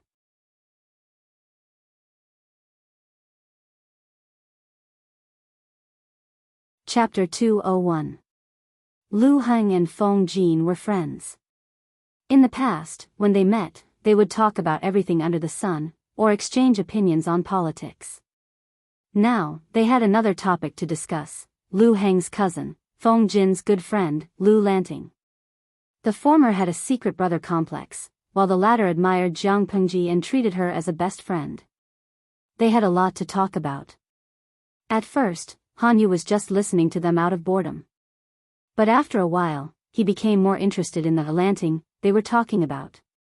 When Lu Heng heard Feng Jin say that Han Yu was Master Yuanjing's disciple, he couldn't help but be in awe. He looked at Han Yu with even more enthusiasm. His cousin was going to Langyi to study. If he could find out Master Yuanjing's preferences earlier, it might come in handy. With this in mind, Lu Heng tried to get more information from Feng Jin. Han Yu's lips curled into a smile, and he gave Feng Jin a meaningful look. Feng Jin smiled bitterly. He guessed that this was probably what Lanting meant by the brother Khan. Lu Heng had good intentions. He would just pretend that he didn't see it. I can understand that Yaoji loves her brother. It's just that teacher has already taken in his full number of disciples. I'm afraid he won't be taking in any more. Han Yu shook his head regretfully and said, but Langyi Academy still welcomes you. If you go to Langyi in the future, you can be my classmate. This time, Feng Jin, who was watching from the side, was surprised. Already full? Master Yuanjing has found the fourth person he has been looking for. This time, it was Lu Heng's turn to be confused. Why couldn't he understand what these two were saying? Feng Jin could not help but sigh when he saw that she was still puzzled. Yaoji, there's something you don't know. When Master Yuanjing took back the 3 cities and returned to Langya County, he performed a divination for himself. He was destined to have 4 disciples. A few years ago, I heard that you had already accepted 3 disciples. I thought that with Lanting's talent, he would be the 4th disciple that you're looking for. I didn't expect that you already have one. In terms of students, all the students in Langyi Academy could be considered as Yuanjing's students. However, there could only be 4 real disciples. Lu Heng's face was filled with disappointment. Although he belittled his cousin, he was still very proud of him. How could a student and a personal disciple be the same? For the former, Master Yuanjing only came out to give lectures occasionally, but for the latter, he taught everything he knew. AI. Lu Heng sighed, and then said somewhat open-mindedly, if I get it, it's my fortune. If I don't, it's my fate. However, I heard from Huayu that Master Yuanjing was painstakingly looking for his 4th disciple. This is really puzzling. He emphasized the word diligently. With Master Yuanjing's fame and talent, which scholar in the world would not go after him? Too many students had racked their brains just to meet Master Yuanjing. If they could be accepted as his disciple, it would be a blessing to their ancestors. Would Master Yuanjing still need to search for him? Simply absurd. However, he was not so sure after observing Feng Jin and Han Yu's expressions. Han Yu said, I had recommended Huayu to Master, but Master said that Huayu had another destiny in life and he was not fated to be with him. Master Yuanjing had a quirk when it came to accepting disciples. Not only did he want the disciple to be smart and have a temperament that suited his taste, but he was also particular about mysterious fate. Just as Lu Heng thought, after Master Yuanjing became famous, there were countless people who wanted to be his direct disciple. He could choose any outstanding talent in the world. What kind of student couldn't he find? Han Yu also wanted to give it a try, but he did not expect that Master Yuanjing would take the initiative to accept a disciple. After entering the sect, he had seen too many people who were praised by Master Yuanjing, but all of them failed at the last stage. They had another destiny and were not fated to be Master Yuanjing's disciple. To hell with the fate of master and disciple. If you don't accept disciples, how can there be the fate of master and disciple? Master Yuanjing only smiled and did not say anything about this resentment. He never explained anything. The first 3 disciples were accepted smoothly, but the last one had been hanging around for many years. He thought he could not find him anymore. Feng Jin was curious. Although Master Yuanjing's criteria for accepting a disciple were a little strange, and the last one was even more inexplicable, he could tell how much he valued this matter. The first 3 disciples were accepted quickly, but the last one was not easy to accept. Feng Jin was indeed curious. I don't know who the 4th disciple is. I remember that Wenbin wrote to me last time that Master Yuanjing was quite troubled about accepting disciples. Now that we met, he told me that the candidate has already been selected. I can't help but be curious. Speaking of the 4th disciple, Han Yu was also confused. He had not understood his master's intention. I have told Huayu about this person before. There are many young talents in Langyi Academy, and Master Yuanjing's disciples are among the best. There is only one person who is an exception. Han Yu frowned slightly. When I first arrived at Langyi County, I thought that person should be Master Yuanjing's disciple. Later, I found out that he was not. Not only was he not even a student of Langyi Academy, but Master Yuanjing specially allowed him to study here. Feng Jin thought for a while and suddenly remembered, the person you're talking about is the one with an unknown birth date and a very bad fate. Lu Heng was confused. What unknown birth date and a very bad fate? Han Yu nodded and said, that's him. Feng Jin was surprised. That person has been studying in Langyi Academy for 7 or 8 years. If Master Yuanjing had accepted him earlier, he would have been his first disciple. Why didn't he accept him for 7 or 8 years and only accepted him when it was almost time? Han Yu also asked his master about this question, and his master smiled meaningfully. Timing. Han Yu said, Master Yuanjing said that the timing was not right before, but now it is time. Feng Jin was speechless. Many famous teachers had quirks, and Master Yuanjing was definitely one of them. Lu Heng had to interrupt and asked, after listening to you for so long, I still don't know who the lucky person is. Wei Ci. After Master Yuanjing accepted him as a disciple, he named him Zixiao, Han Yu answered. Wei Ci? Wei Zixiao? He had never heard of him. Lu Heng searched for relevant memories, but there was no trace of this person. Then, why did you say that his birth date is unknown and a very bad fate? Lu Heng had a bad habit. If he didn't understand, he would want to ask. If he didn't ask clearly, his heart would itch uncomfortably. Han Yu's expression froze. It seemed that he was having a hard time talking about it. Lu Heng thought that Han Yu had encountered a problem. His heart skipped a beat, and he quickly said, I am presumptuous. Please forgive me, Wenbin. Han Yu shook his head and said softly, there is no taboo. I am just afraid that others will have unnecessary fear and scruples towards Zixiao if I say it. The people of the world are ignorant and fear ghosts and gods. Just a small date of birth can create so many tricks, it is really a pity for Zixiao. If it weren't for Wei Ci's good luck, he might have been strangled to death by his family and thrown into the wilderness when he was born. Lu Heng heard this and didn't continue to ask. If he had asked, Han Yu might have told him, but it was not a gentleman's behavior to join in the fun.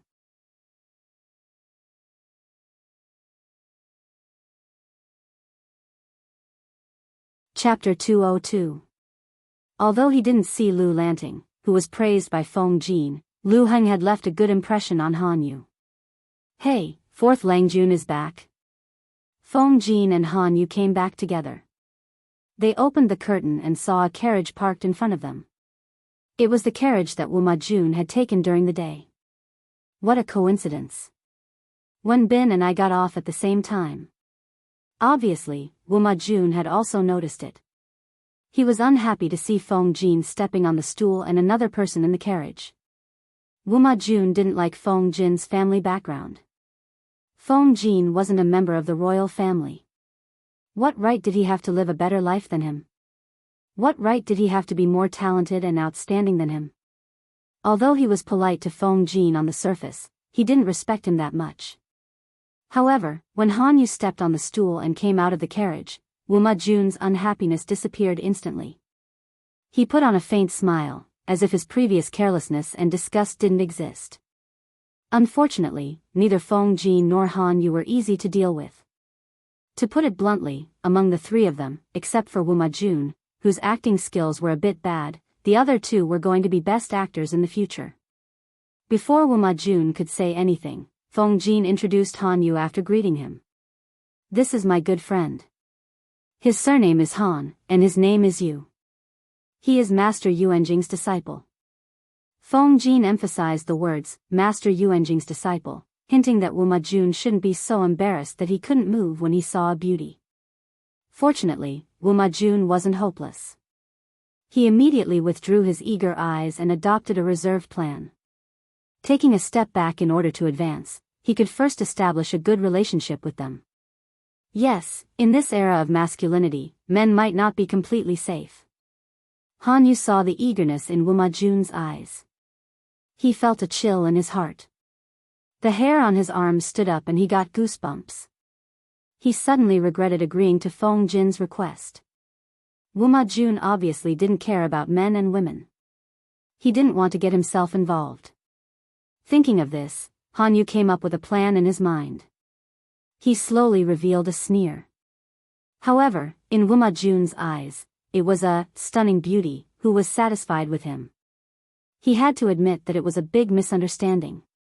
It made Han Yu feel nauseous. Wu Majun didn't like Feng Jin, but he didn't like Feng Jin being out of his control either, so he asked about his schedule. Feng Jin smiled faintly. He dealt with it flawlessly, and Wu Majun could not find any mistakes. 4th Langjun, have you made any progress in visiting the Lu residence today? How could Feng Jin not see that the other party was trying his best to hide it? If it wasn't for the fact that he still had some brains, he would have already flown into the sky. He must have encountered something good.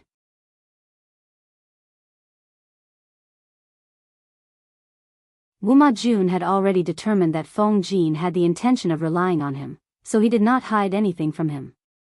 He revealed that Lu Shi had already relented and intended to betroth his daughter to him. Although she was only a concubine's daughter, she had a good father, money, and food. At the thought of Hu County, Wu Majun's heart began to beat faster. It was as if he could already see Lu Shi helping him ascend the throne. When Feng Jin heard that, he almost dropped the cup in his hand and spilled some tea. Wu Majun and Han Yu were quite surprised. It was normal for others to lose their composure, but how could Feng Jin lose his composure? Unbelievable. Han Yu smiled and closed his eyes to hide the surging speculation in his eyes. Could it be that the Lu family's daughter and Feng Jin had some unspeakable feelings for each other? Otherwise, according to Feng Jin's self-restraint, it was impossible for him to lose his composure so obviously. Wu Majun did not think of that, and Feng Jin, the person involved, felt even more wronged. He just did not react for a moment and thought that Lu Shi had agreed to marry Lu Shi. Thinking about it, Jiang Pengji, who was such an unbearable person, married Wu Majun like a daughter. He did not even dare to think about it. The scene was too beautiful. Feng Jin was shocked by his own speculation, and that was why he lost his composure. He quickly realized that the Lu family's daughter that Wu Majun mentioned should be the concubine's daughter, who had almost no presence in the Lu residence. If so, I have to congratulate 4th Langjun for getting his wish and bringing home the beauty. Feng Jin smiled frankly. There was no trace of hidden displeasure on his face, which made Han Yu, who was secretly observing him, confused again. However, I heard that the Lu family's daughter is not even 9 years old yet. When she is at the age of engagement, hee. I am afraid that 4th Langjun will have to wait for a long time. Wu Majun also knew his daughter's age, but did it matter? Not to mention that she was only 9 years old, even if she was 9 months old, he would agree to the marriage. He did not have the capital to win over Lu Shi. That old fox was too cunning. He had tried to fool him for a few days, but he had been fooled by him. If he became Lu Shi's son-in-law, they would be in a natural alliance. Even if Lu Shi did not support him, he would not support anyone else. Moreover, she was Lu Shi's only daughter, so there was no reason for Lu Shi to not care about her. Ordinary princes did not have to lower themselves like Wu Majun did. However, who asked him to be in an awkward position? If he did not find a way to fight for it, he would not be able to make a comeback for the rest of his life. It doesn't matter. I will just marry her and respect her. Yes, it didn't matter to Wu Majun. He wanted to marry the daughter of Lu Shi, not that person. If he married her, he would worship her as a shrine. He could not stop him from being a playboy, not to mention that she was not married yet. Seeing his attitude, Feng Jin sneered in his heart. He thought that Jiang Pengji had seen through Wu Majun's nature. Who would feel at ease if their daughter married to him? He had just reached an agreement with Lu Shi to be his son-in-law, and now he was coveting Wen Bin's beauty. What a scumbag. Wu Majun wanted to talk to Han Yu through the night, but Han Yu's IQ and literature were much higher than his. There was nothing to talk about. I am surprised. Wu Majun is so lustful. Why have I not seen him do anything to you after so many days of following him? Han Yu had nothing to talk about with Wu Majun, but he had endless things to talk about with his good friend, Feng Jin, so they decided to share a room. Feng Jin said helplessly, "My beauty is like a jade pearl on a plate. How can I compete with Wen Bin's beauty?" Han Yu was speechless. It was not the Feng Jin he knew who would say such sarcastic words. Who taught him to praise others in the open but to insult others in the dark? Jiang Pengji thought that Feng Jin was being sarcastic. Was it her fault? Han Yu did not want to show any weakness. He teased. Wuma Jun mentioned that he was going to be engaged to the daughter of the Lu family. Why did you lose your composure?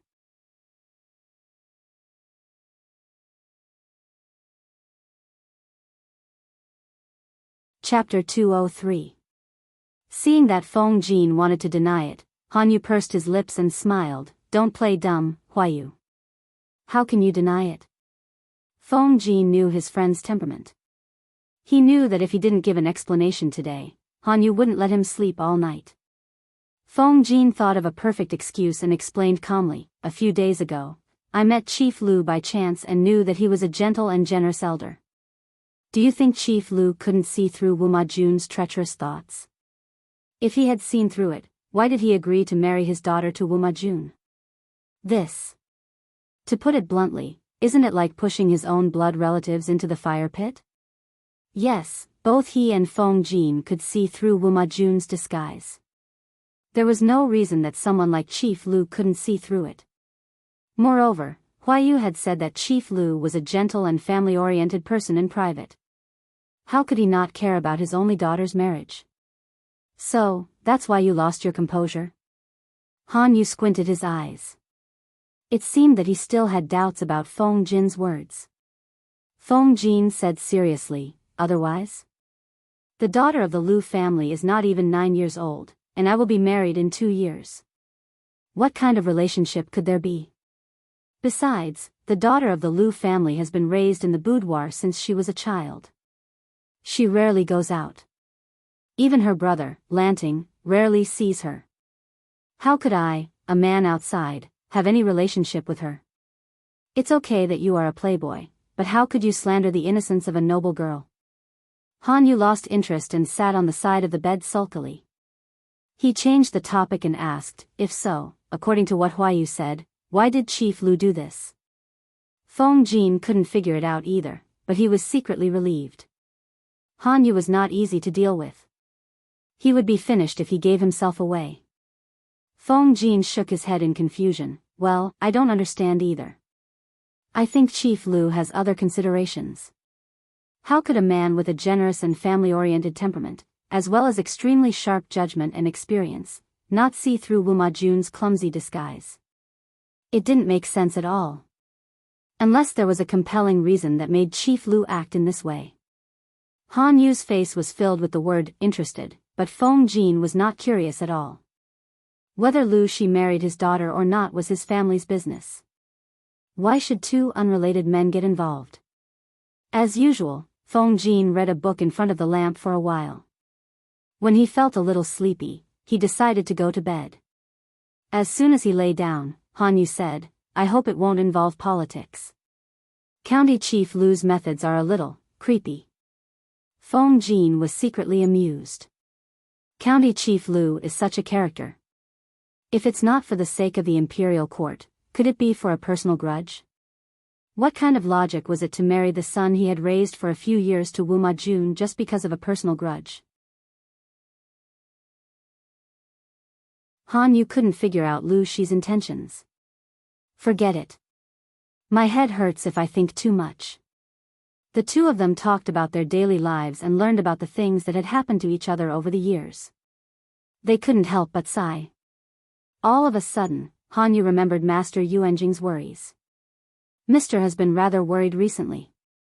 The aristocratic families have already flourished to such an extent.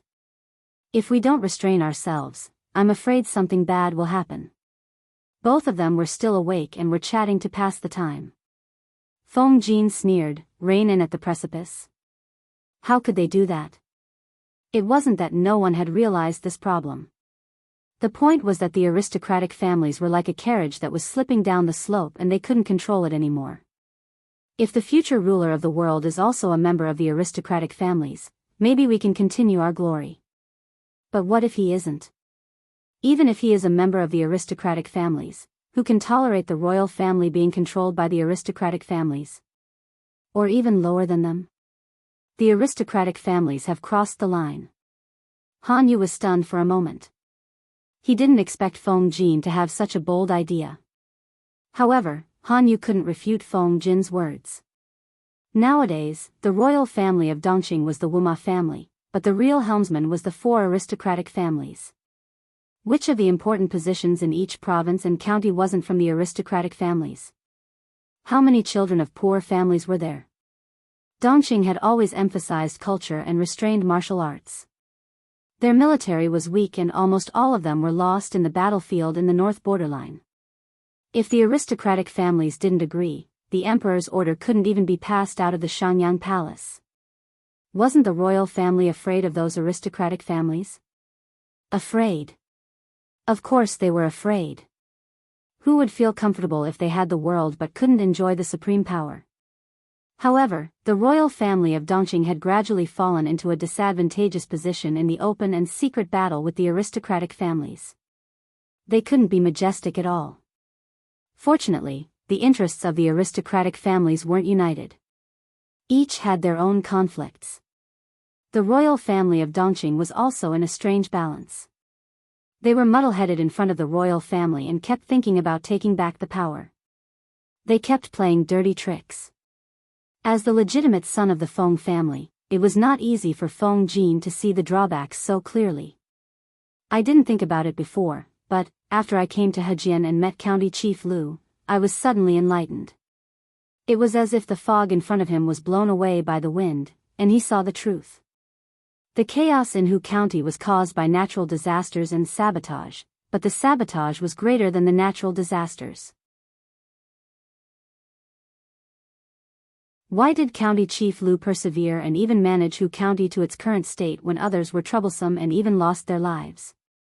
While others were fawning over Lu Shi, few were willing to delve into the meaning of the problem. Was it because they didn't want to? Or was it because they didn't dare to? Lu Shi didn't exterminate the gentry in Hu County, and their lives weren't as easy as they used to be. They lived in fear and didn't dare to go overboard under Lu Shi's watch. But, would that be enough to prevent future troubles? Not necessarily. County Chief Lu has been promoted to the General Evaluation Officer. I think there will be other changes. For example, he will be promoted to the governor on the surface, but in fact, it will be to take Hu County from him. Do you know how many people are drooling over Hu County? If Lu Shi is no longer the county chief, or if he passes away and Hu County has a new governor, what do you think will happen to Hu County? Han Yu's mouth was dry. He didn't have to think to know the answer. Hu County was like a lamb that Lu Shi had carefully raised. It slowly grew up, became fat, and the wool on its body was thicker. Around it, there were countless greedy eyes staring at it. Once Lu Shi, the shepherd, was distracted or simply not around, the fat lamb would be plucked by the greedy demonic eye. Those who had a bit of foresight would probably keep the lamb and pluck it when it grew some hair. If the greedy people who couldn't wait for the wool to grow, they would probably kill the fat lamb. Han Yu said, in the end, County Chief Lu still cared about his identity as an aristocratic family, so he didn't kill all the aristocratic families to avoid future troubles. Their reason told them that it was best to kill all the aristocratic families, but they were all from aristocratic families. If the same problem was put in front of them, they would probably make the same decision as Lu Shi, or even a little softer. Han Yu frowned slightly. It seemed that he didn't like this heavy topic. What made him even more unhappy was that he knew he couldn't avoid this conflict in the future. Unless he was willing to give up all his knowledge and live in seclusion, no matter what happened outside. But was it possible?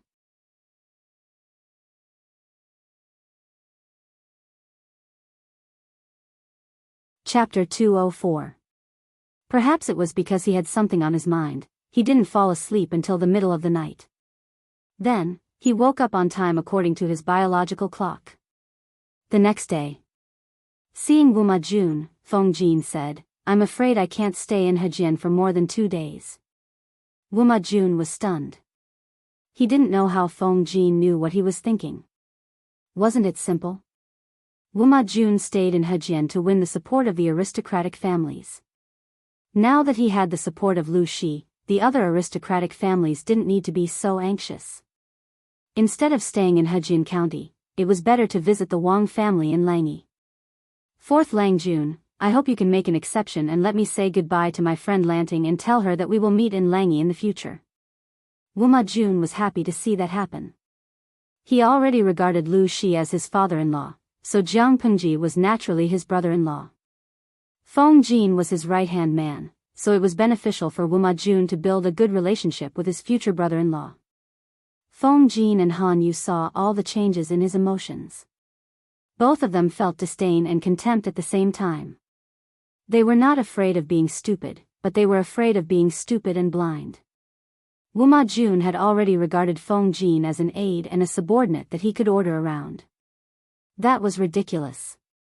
What did Wuma Jun do to deserve Feng Jin's loyalty? However, they didn't say anything. They just went out together. One wanted to say goodbye to his new friend, and the other wanted to see what the legendary Lu Lanting looked like. They were lucky that Jiang Pengji didn't run around, but if they came a little later, she would have gone out too. Han Yu got out of the carriage and was about to step on the stool when he saw a familiar figure standing next to Feng Jin. They were talking happily. Han Yu was speechless. His eyes fell on Jiang Pengji's feet, which were wearing socks and wooden clogs. The scene from the day before flashed in his mind. Jiang Pengji had already noticed him when Han Yu was looking at her. It wasn't that she had sharp eyes and ears, but the enthusiasm in the streaming room had almost blown the roof off. Nongfu Shanquan Yudiangshuan, ah. I watched the streaming video on Baidu yesterday. I thought it was a pity, but I didn't expect to see him in person.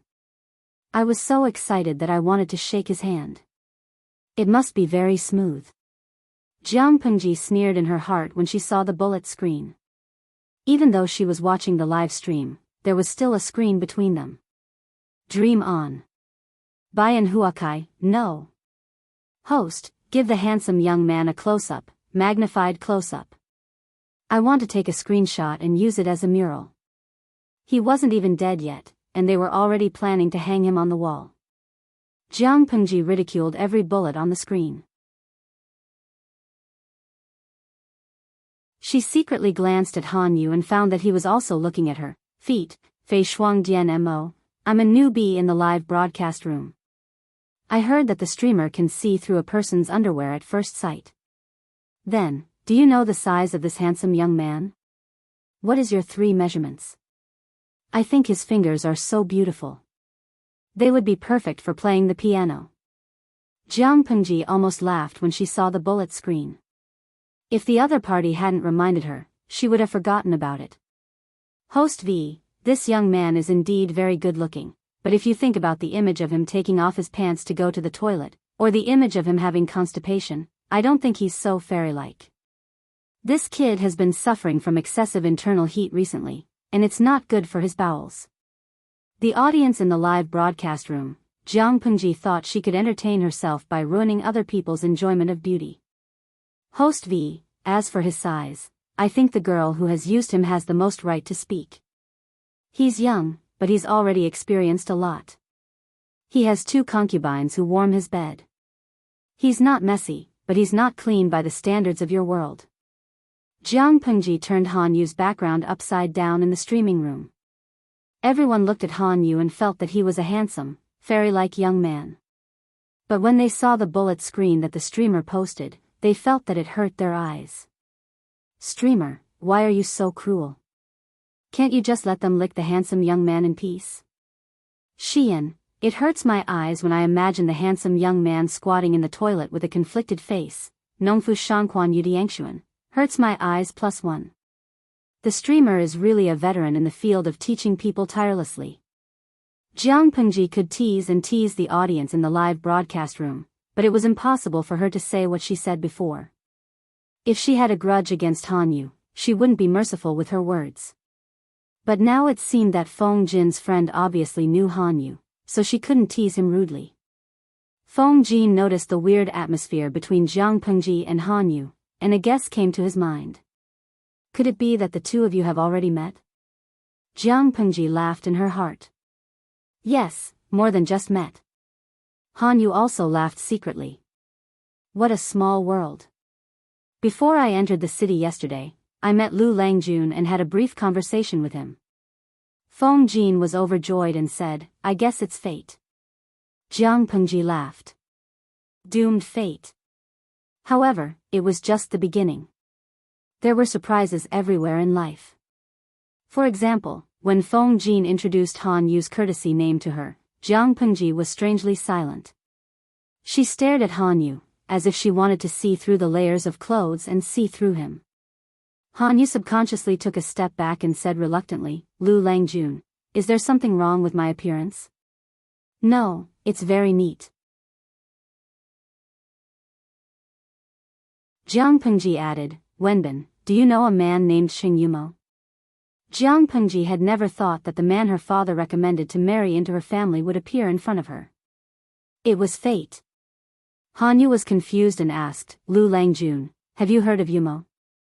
Jiang Pengji didn't answer but asked back, "So, Wei Zixiao does exist?" Han Yu then realized that there was something wrong with Jiang Pengji's words. "Lu Langjun has never heard of them, so how do you know about them?" "I once dreamed that there was a fairy in the Jasper Lake. There was a fairy beauty taking a bath and burning incense. I wanted to go closer to ask her, but I heard someone call her Zixiao. The beauty answered and called him Yumo. Hearing the voice, I knew that the fairy was a man." Jiang Pengji described it vividly as if she had really had the dream. Both Feng Jin and Han Yu were stunned. However, the audience in the streaming room couldn't buy it. After all, they already knew how bad Jiang Pengji was. They would never be fooled. Lo Siji Lianmeng, I feel sorry for the confused young Feng Jin and Han Yu. They have been tricked by the streamer. Nongfu Shanquan Yudi Yangshuan, sorry +1. Who would call their partners by their full names. The loophole in Jiang Pengji's story was that she accurately called out Qing Yumo and Wei Zixiao's surnames. If they really knew their names from a dream, they couldn't call each other by their full names, could they? So, it was possible to know their first names, but not their surnames.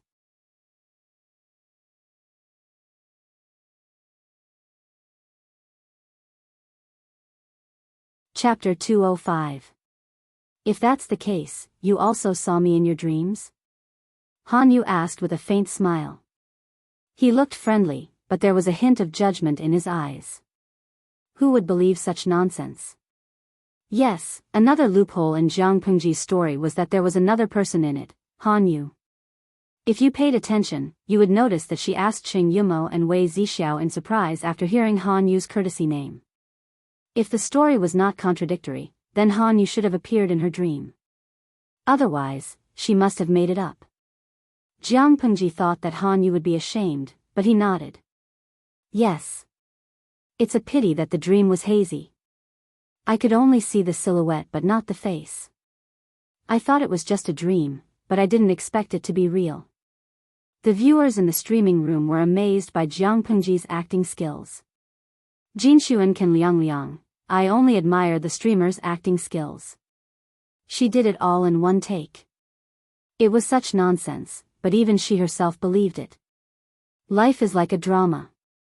Even the streamer can win an Oscar if she depends on her acting skills. Qiufeng Sisi, Oscar is nothing. No matter how good the best actor and best actress are, can they be 100% in character all day? Nongfu Shanquan Yudi Yangshuan, well, I know the streamer is lying, but she said it so confidently that I am beginning to doubt her. Even the viewers in the streaming room began to doubt their own judgment, let alone Han Yu who didn't know much about her.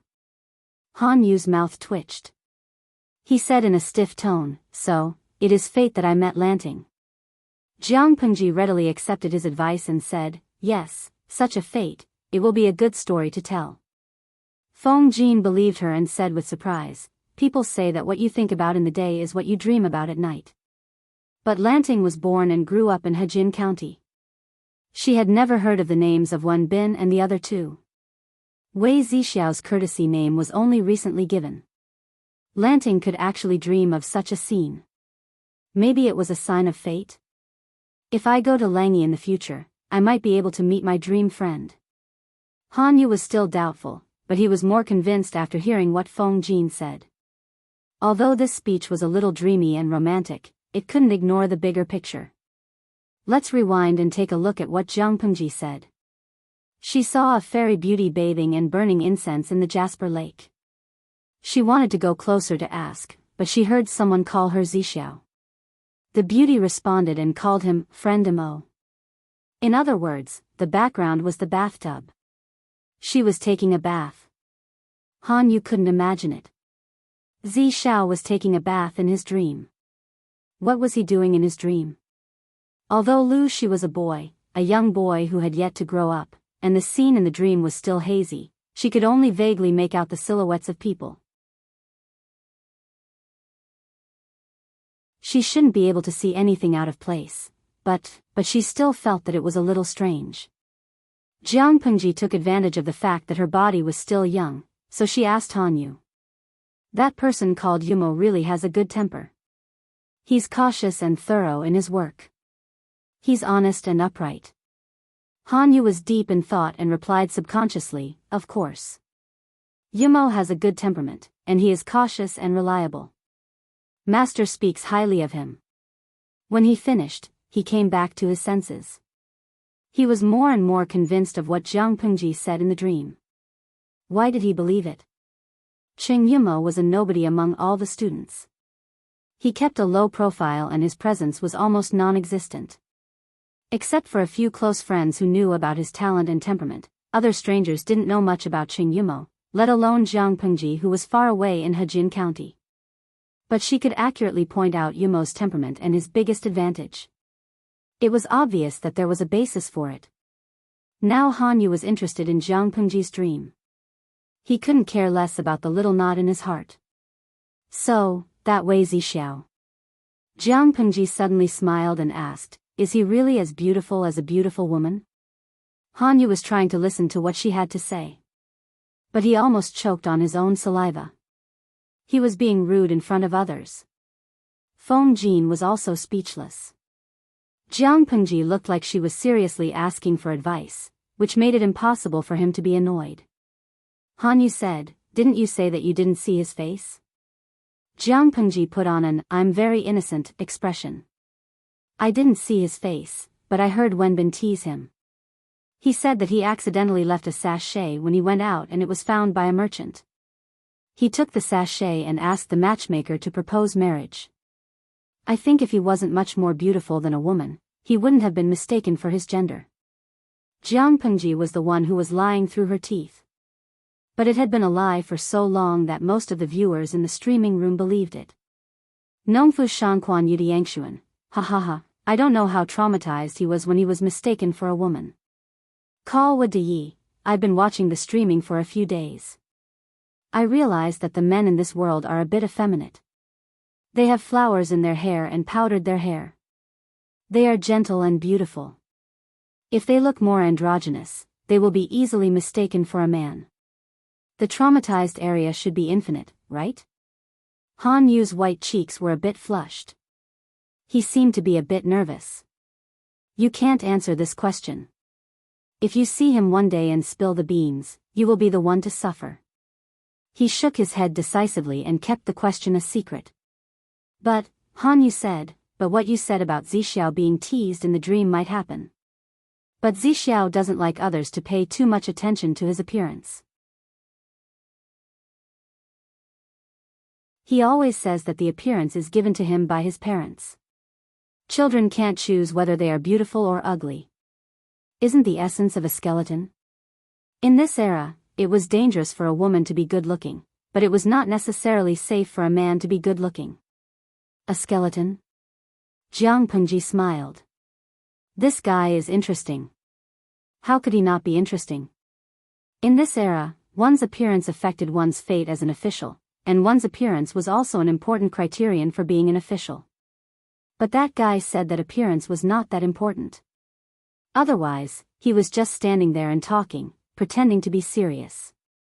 Or he really thought so and he was quite aware of it. Han Yu knew that Jiang Pengji would leave for Langyi in a few months. He smiled and said, if so, we will be classmates by then. But Lanting, you don't have to rush.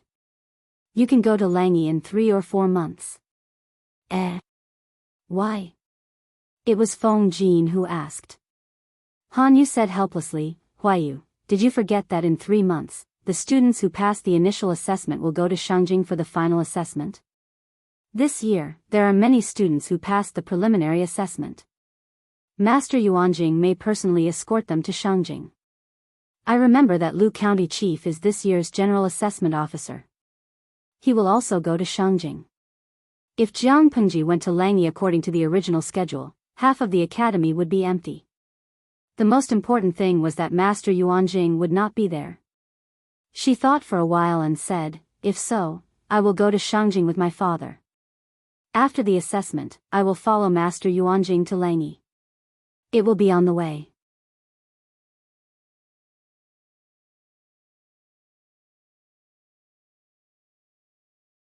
Chapter 206. Feng Jin was visiting with his friends, so Jiang Pengji invited them to a banquet. She didn't go out to have fun, and the audience in the streaming room felt bored. They were used to the streamer's style of making trouble every day, but she suddenly became so elegant and serious. They were not used to it. It would be fine if there was good food. They could treat the streaming as a food show. They couldn't eat it through the screen, but they could enjoy watching it. However, the food on the table that the maids served was very ordinary. It didn't arouse their appetite. Kao Wangdu, the development of food in this era is so backward. It feels like nothing. I don't have an appetite. Xiangguazi, I thought I would see a dazzling dish like Little Master Boy, and I would have a flash of inspiration after eating it. It turns out that I was thinking too much. Maitao, we don't have to eat delicacies, but the streamer shouldn't make it so shabby, okay? Gai Chongfan, it feels like a table of dishes in a small restaurant is better than the streamers. Jiang Pengji felt wronged. She couldn't control it. It was good enough to have something to eat. How could she be picky? She felt good now. She used to eat tasteless nutrient solution all day, but now she had a taste in her mouth. The audience in the streaming room kept complaining about the food. The dishes were monotonous, and the seasonings were lacking. How could a normal person eat it? Obviously, Feng Jin and Han Yu, as normal people, felt that the Lus were very attentive in terms of food. After eating and drinking to their heart's content, the maids took the table away. Jiang Pengji looked at Feng Jin and said, when does Wuma Jun plan to leave? There was a flash of surprise in Han Yu's eyes. If he remembered correctly, Feng Jin hadn't told him why he was here. If that was the case, how did this person know that Feng Jin was planning to leave? Feng Jin had experienced the same thing many times, so he was used to it. It should be tomorrow, if nothing goes wrong. Feng Jin knew too well about Wuma Jun's desire for quick success. Wuma Jun had already obtained Lu Shi's support, which was equivalent to having an inexhaustible supply of rice grains. In this era where food was more important than anything else, he would not panic if he had food in his hands. If he won the support of the Wang family of Langya and persuaded them to help him ascend the throne, the whole of Dongqing would be his. Jiang Pengji said sarcastically, so urgent? It seems that Wuma Langjun is also an impatient person. He can't wait. For the sake of one's life and future, it's normal to be a little impatient. Feng Jin didn't forget how many unknown forces they had encountered on their way to Hejin County. Not only did he not forget, but Wuma Jun, whose life had been hanging by a thread, also did not forget. If he didn't fight for the throne, he would die.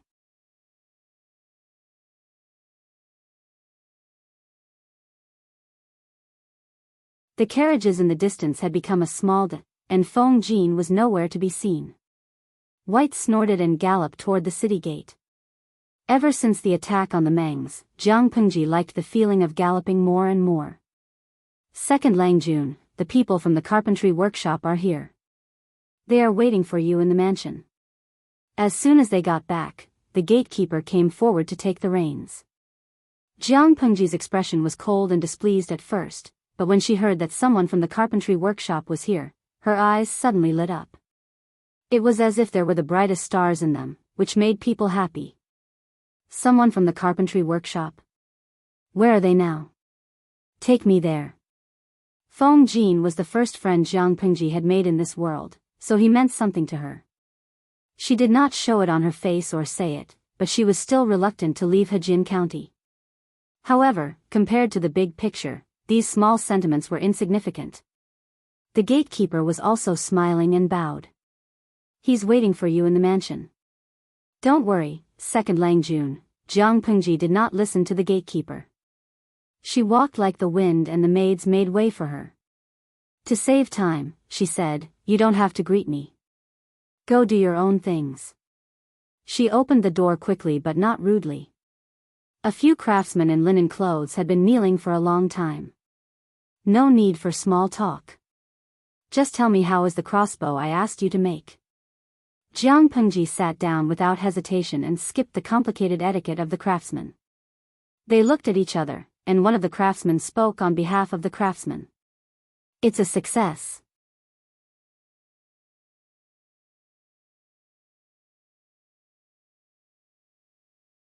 Chapter 207. Under normal circumstances, Jiang Pengji's streaming time was fixed. She would start streaming in the morning after waking up and washing up. She would stop streaming after dinner at night. If there were other special streaming tasks, she would adjust the streaming time according to the situation. It was the normal streaming time, and the streaming room was already filled with 10,000 viewers. Occasionally, someone would leave the room out of boredom, but another viewer would immediately fill in. Every trap in the streaming room depended on one's internet speed, hand speed, and luck. Chi Yun, compared to those innocent female protagonists in dramas, I like the streamer more. Especially when her eyes lit up just now. Really, it felt like she was electrified. That indescribable throbbing, as if she was electrified, Pianxin Diawu, I think that feeling should be hot-blooded, right? When Jiang Pengji's eyes lit up, the viewers in the streaming room always felt that it should be accompanied by aggressive and passionate background music. In an instant, it could stir up people's blood and make their pores open wide. Quick, let me have a look. Jiang Pengji was born in an era where weapons of war were extremely advanced. She had even piloted and commanded aircraft carriers, let alone other portable weapons. It could be said that unless she was in a more advanced interstellar civilization, there was no weapon that could amaze her. Obviously, such a thing could not exist in this extremely backward and conservative society. Of course, she did not need it. In this ancient era, as long as she had a weapon that was more advanced than the average, she would have a higher chance of winning in terms of hardware. Why use a butcher's knife to kill a chicken? It was a bold attempt to get the craftsman in the carpentry room to research the improved crossbow. Because of Jiang Pengji's order, the craftsman put in a lot of effort to research it day and night. How could they dare to neglect it? Seeing that she was so excited, they secretly heaved a sigh of relief in their hearts. After presenting the latest product, the craftsman carefully watched Jiang Pengji take it, afraid that she would accidentally hurt herself. Jiang Pengji's smile disappeared, and she seriously fiddled with the slightly rough finished crossbow. The crossbow was bigger than she expected. The body of the bow was 3 feet and 3 inches long, and the bowstring was 2 feet and 5 inches long. The body of the bow was dyed dark brown, and one could smell the strong smell of paint when they got close to it. It was quite heavy in her hands, but it was not too heavy, and it was convenient to carry around. The craftsman had to figure out the materials for the overall structure, and Jiang Pengji only provided them with data. To be able to produce a finished product in such a short period of time, regardless of the final results of the experiment, this attitude was worthy of praise. Next to the finished crossbow were a dozen or so arrows of different shapes and painted black. They were very different from ordinary arrows. Most of the arrowheads had blood grooves engraved on them, and some of them even had up to 10. If the arrowheads pierced into the target, it was easy to imagine that they would dig deep into the flesh near the wound. Even if they were pulled out, they would pull out a large piece of flesh, making it seem rather cruel. But she liked it very much. These were the special arrows that she had designed based on the overall data of the crossbow. They were specially designed for this kind of composite crossbow. Each of them had their own advantages and were suitable for different terrains and environments. The length of the crossbow could be adjusted, and different arrows could be used to achieve different shooting ranges. The sighting device could also be disassembled. Because the damage rate was high, a disassembled sighting device could reduce the damage. However, these changes also increased the difficulty of materials and attacks. When Jiang Pengji designed the improved crossbow, she referred to many historical documents and the weapons in service in the military. If everything met her data standards, the range and penetrative power would be extremely terrifying. There were also a few military enthusiasts in the streaming room. When they saw the blood grooves on the arrowheads, their scalps went numb. Major General Wan Nian, oh my god, if this thing is shot into the flesh, it will take a lot of skin and bones to pull it out. Kao Wangdu, it hurts just looking at it. The streamer made such a cruel thing. It's too scary. Xiangguazi, the crossbow in the streamer's hand is different from the ones I've seen before. The craftsman watched Jiang Pengji fiddle around with the crossbow without any change in her expression. They could not help but feel anxious.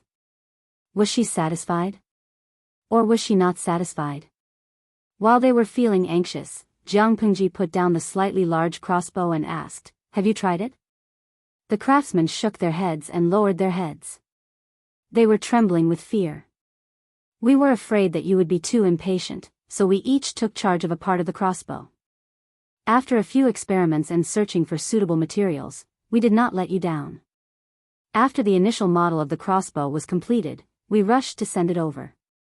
That being said, the craftsmen were still very confident in the finished products they made. They tested countless materials and each took charge of a part of the crossbow. The materials they found all matched the data given by Jiang Pengji. "Each of you took charge of a part of the crossbow? That's smart. It's a very time-saving method." Yes, if they did not divide the work, they would not have been able to produce the semi-finished product so quickly. Yes, in Jiang Pengji's eyes, it was a semi-finished product. There were still many inadequacies, but they were not major problems. Because of that, she had a preliminary understanding and a good impression of the craftsman's wisdom in that era. Although the technology was extremely backward and the social atmosphere was conservative, it was undeniable that they were not stupid. They had the heart to explore. Jiang Pengji's design was very detailed. Every part of the crossbow was provided with reference data. Skilled craftsmen would be able to figure it out by experimenting. However, these craftsmen knew how to divide the work, which maximized efficiency and saved time. They were worth teaching. I'm flattered. If it wasn't for the detailed design, I wouldn't have been able to produce this thing even if I had 10 times the time. The craftsmen did not dare to take charge. Instead, they fawned over Jiang Pengji with fear. She smiled and said brightly, "Why are you so reserved? I'm not the kind of person who can't stand other people's glory. If it's your work, then it's your work. You don't have to be so careful. You did a good job this time, but there are still many flaws that need to be improved." The craftsman felt relieved and secretly wiped the sweat off his forehead. It seemed that they had passed the test. The carpentry workshop was not an outstanding business under the Lus. The craftsmen were eager to be put in an important position. They did not want to repeat the boring and unskilled work all day long. Even if they were craftsmen, there was a hierarchy among them. Everyone had their own goals. Ever since they received the task from their Langjun, they had been working hard. If they did a good job this time, they would not be valued in the future. With that in mind, they mustered up all their energy and worked overtime just to attract Jiang Pengji's attention.